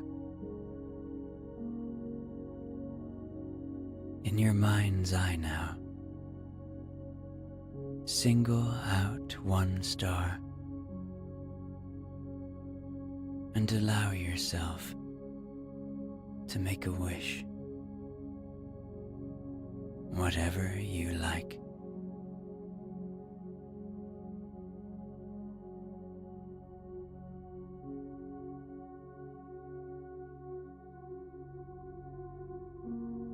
Now, pick another star and thank that star for everything that you have in your life.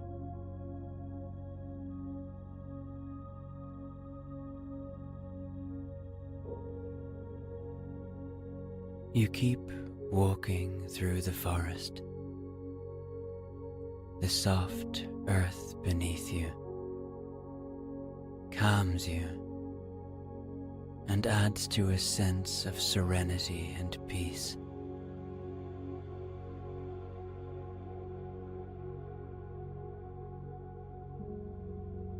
Eventually, you turn a corner, and in the distance, in a clearing in the forest, you see an enchanting, beautiful castle.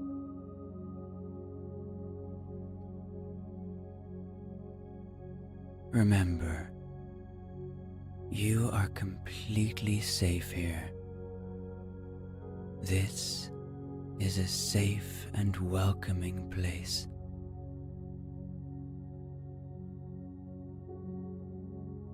You decide to explore the castle, and you walk towards it. It looks like an old French castle, very ornate and detailed, and extremely beautiful.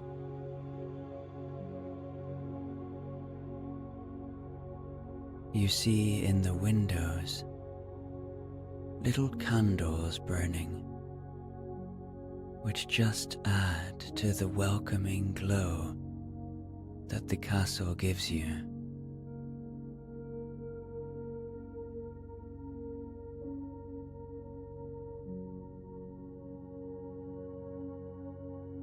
Once you arrive below the castle, you see that there is a staircase leading to the main door. You climb the stairs, and each step that you take, you feel more and more relaxed. an even greater sense of peace comes over you.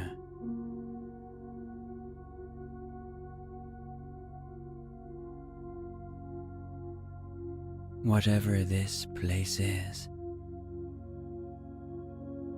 perhaps it offers you a level of serenity that you have never experienced.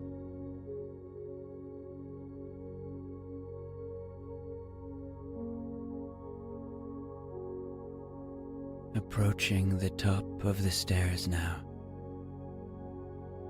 each step still bringing you to deeper and deeper peace.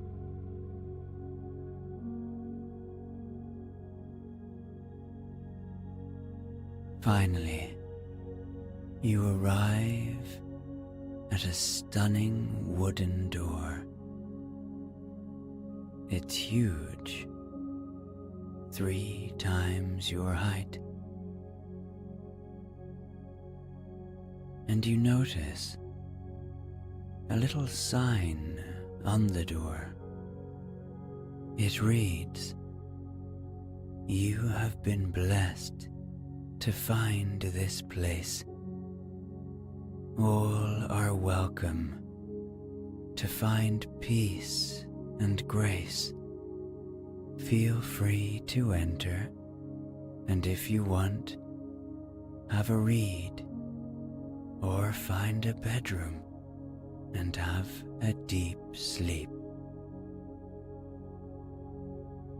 The sign on the door further adds to your feeling of security and ease as you push the great door open and enter this magical castle.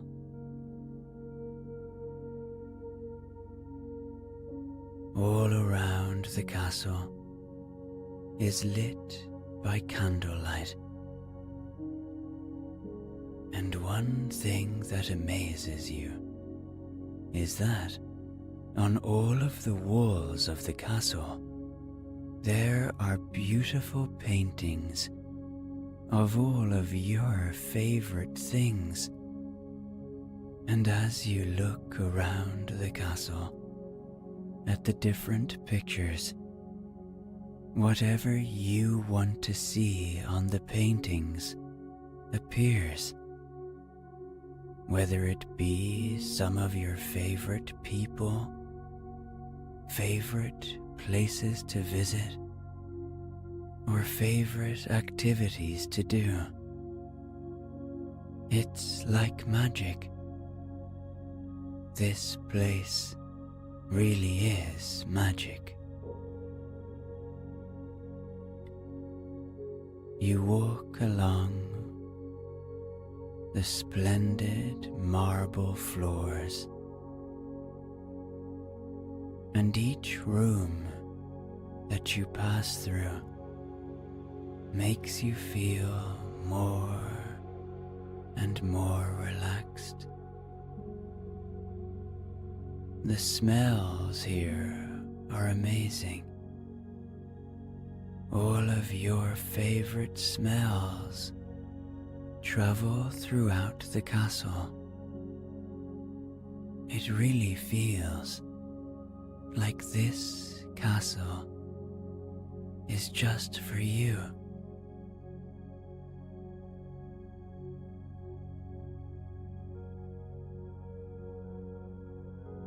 The finest of fabrics, the most precious of materials, adorn every room.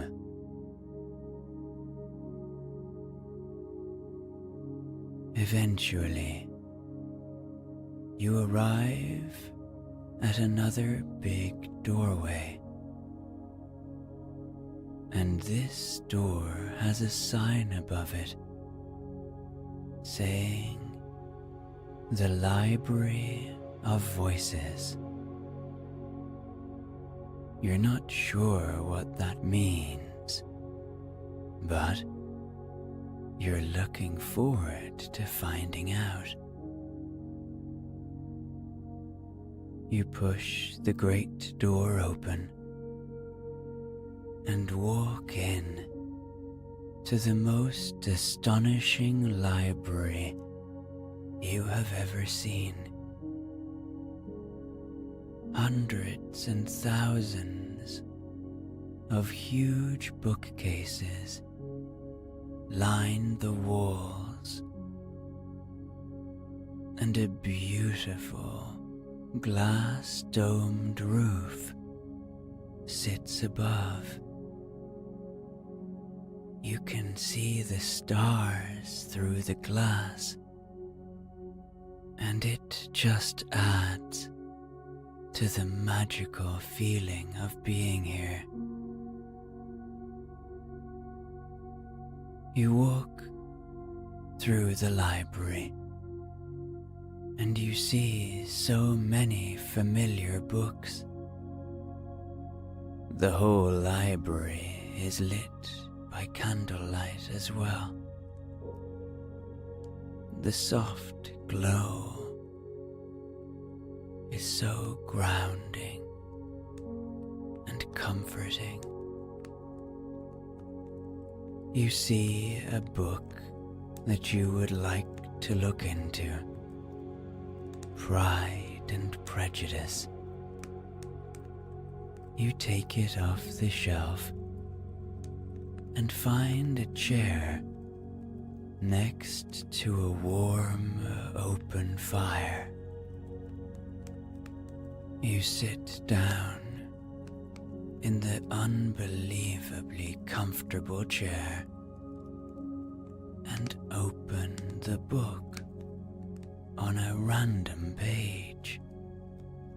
Mr. Darcy's letter to Lady Catherine was in a different style, and still different from either what Mr. Bennet sent to Mr. Collins in his reply to his last. Dear Sir, you close the book. You're not sure what just happened, but what seems to have happened is when you opened the book started talking to you and telling you the story within. You open the book again on the same page. I must trouble you once more for congratulations.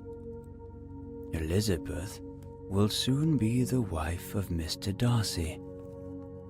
Console Lady Catherine as well you can, but if I were you, I would stand by the nephew. He has more to give. Yours sincerely, etc. Miss Bingley's congratulations to her brother on his approaching marriage were all that was affectionate and insincere. She wrote even to Jane on the occasion to express her delight and repeat all her former professions of regard.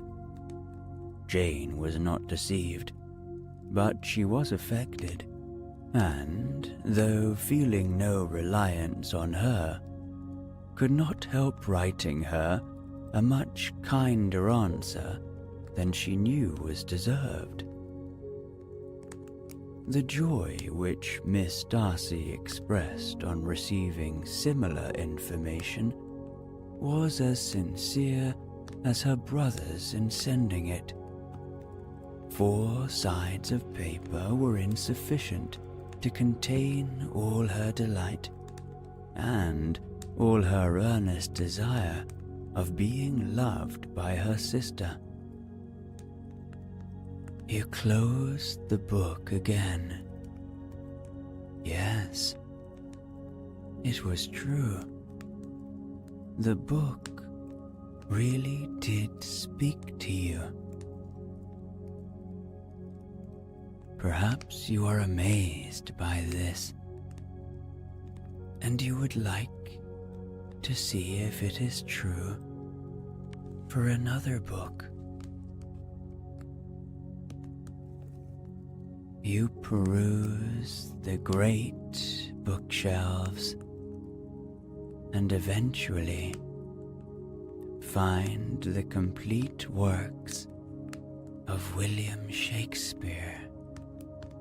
Just as you sit back down, it begins to rain, and the rain falls on the great glass roof above you. How comforting it is.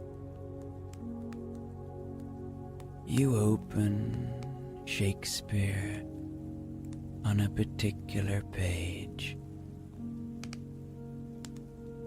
But soft, what light through yonder window breaks? It is the east, and Juliet is the sun. Arise, fair sun, and kill the envious moon, who is already sick and pale with grief, that thou, her maid, art far more fair than she.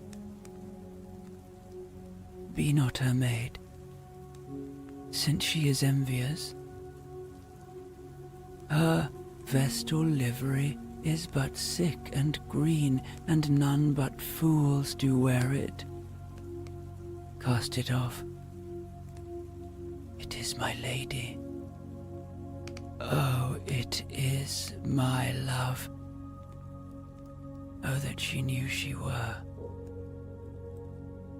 She speaks, yet she says nothing. What of that? Her eye discourses. I will answer it. I am too bold. 'Tis not to me she speaks. Two of the fairest stars in all the heaven, having some business, do entreat her eyes to twinkle in their spheres till they return. What if her eyes were there, they in her head? The brightness of her cheek would shame those stars, as daylight doth a lamp. Her eyes in heaven would through the airy region stream so bright that birds would sing and think it were not night. See how she leans her cheek upon her hand. Oh, that I were a glove upon that hand, that I might touch that cheek. You close the book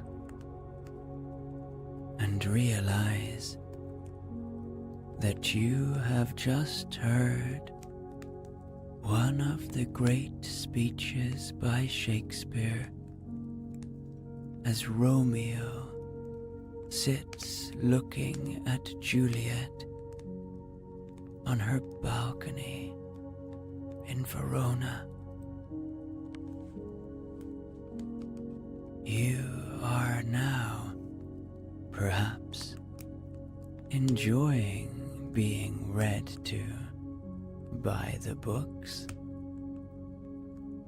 And so, you go and find another.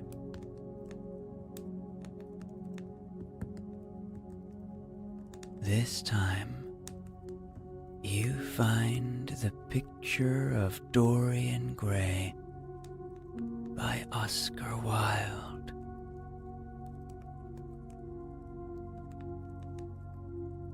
You sit back down in your sumptuous chair and open the book near the beginning.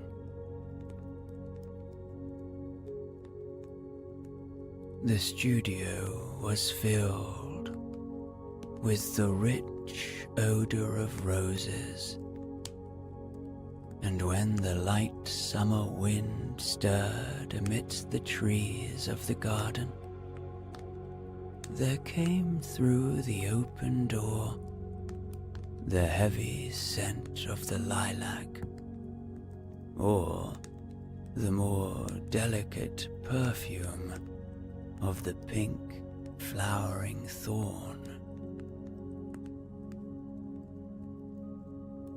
From the corner of the divan of Persian saddlebags on which he was lying, smoking, as was his custom, innumerable cigarettes, Lord Henry Wotton could just catch the gleam of the honey-sweet and honey-coloured blossoms of a laburnum, whose tremulous branches seemed hardly able to bear the burden of a beauty so flame-like as theirs.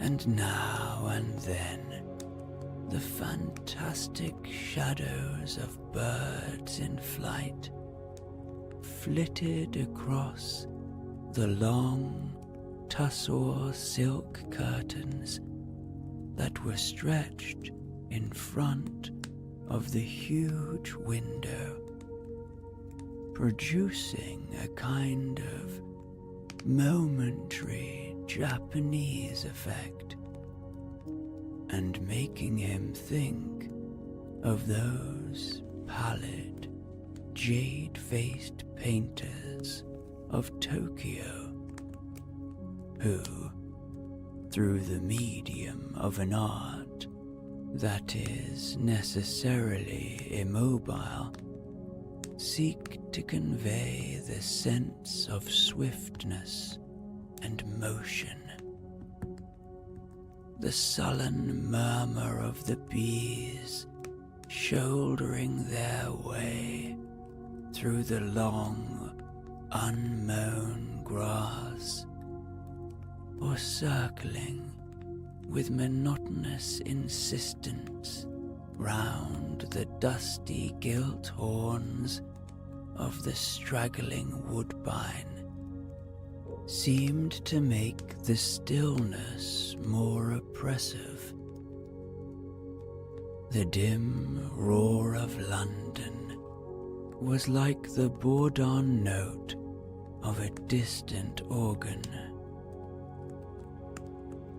In the center of the room, clamped to an upright easel, stood the full-length portrait of a young man of extraordinary personal beauty, and in front of it, some little distance away, was sitting the artist himself, Basil Hallward, whose sudden disappearance some years ago caused, at the time, such public excitement and gave rise to so many strange conjectures. You close the book and allow all of this to settle in, this amazing place that you find yourself in. You put back the picture of Dorian Gray, and you find one last book, Meditations by Marcus Aurelius, are feeling tired now, though. And so, you decide to find a bedroom. You walk through the castle, leaving the library behind, and eventually you come across a small little door, almost so small that you have to crawl through it. Once inside, you look around the room you find yourself in. It's the most majestic bedroom you've ever seen. A huge 4-poster bed sits in the middle of the room,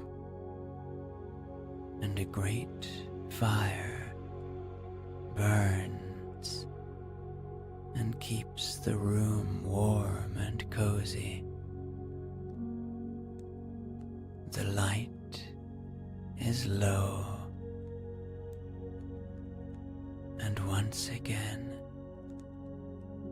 your favorite calming smells pervade the air.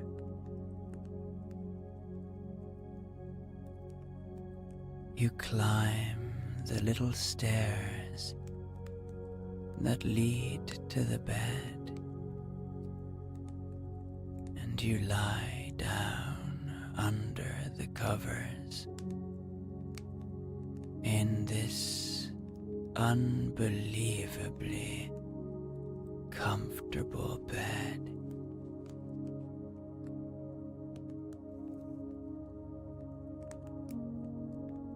You still have your book with you, Meditations, and you decide to read to help you fall asleep. You open the book.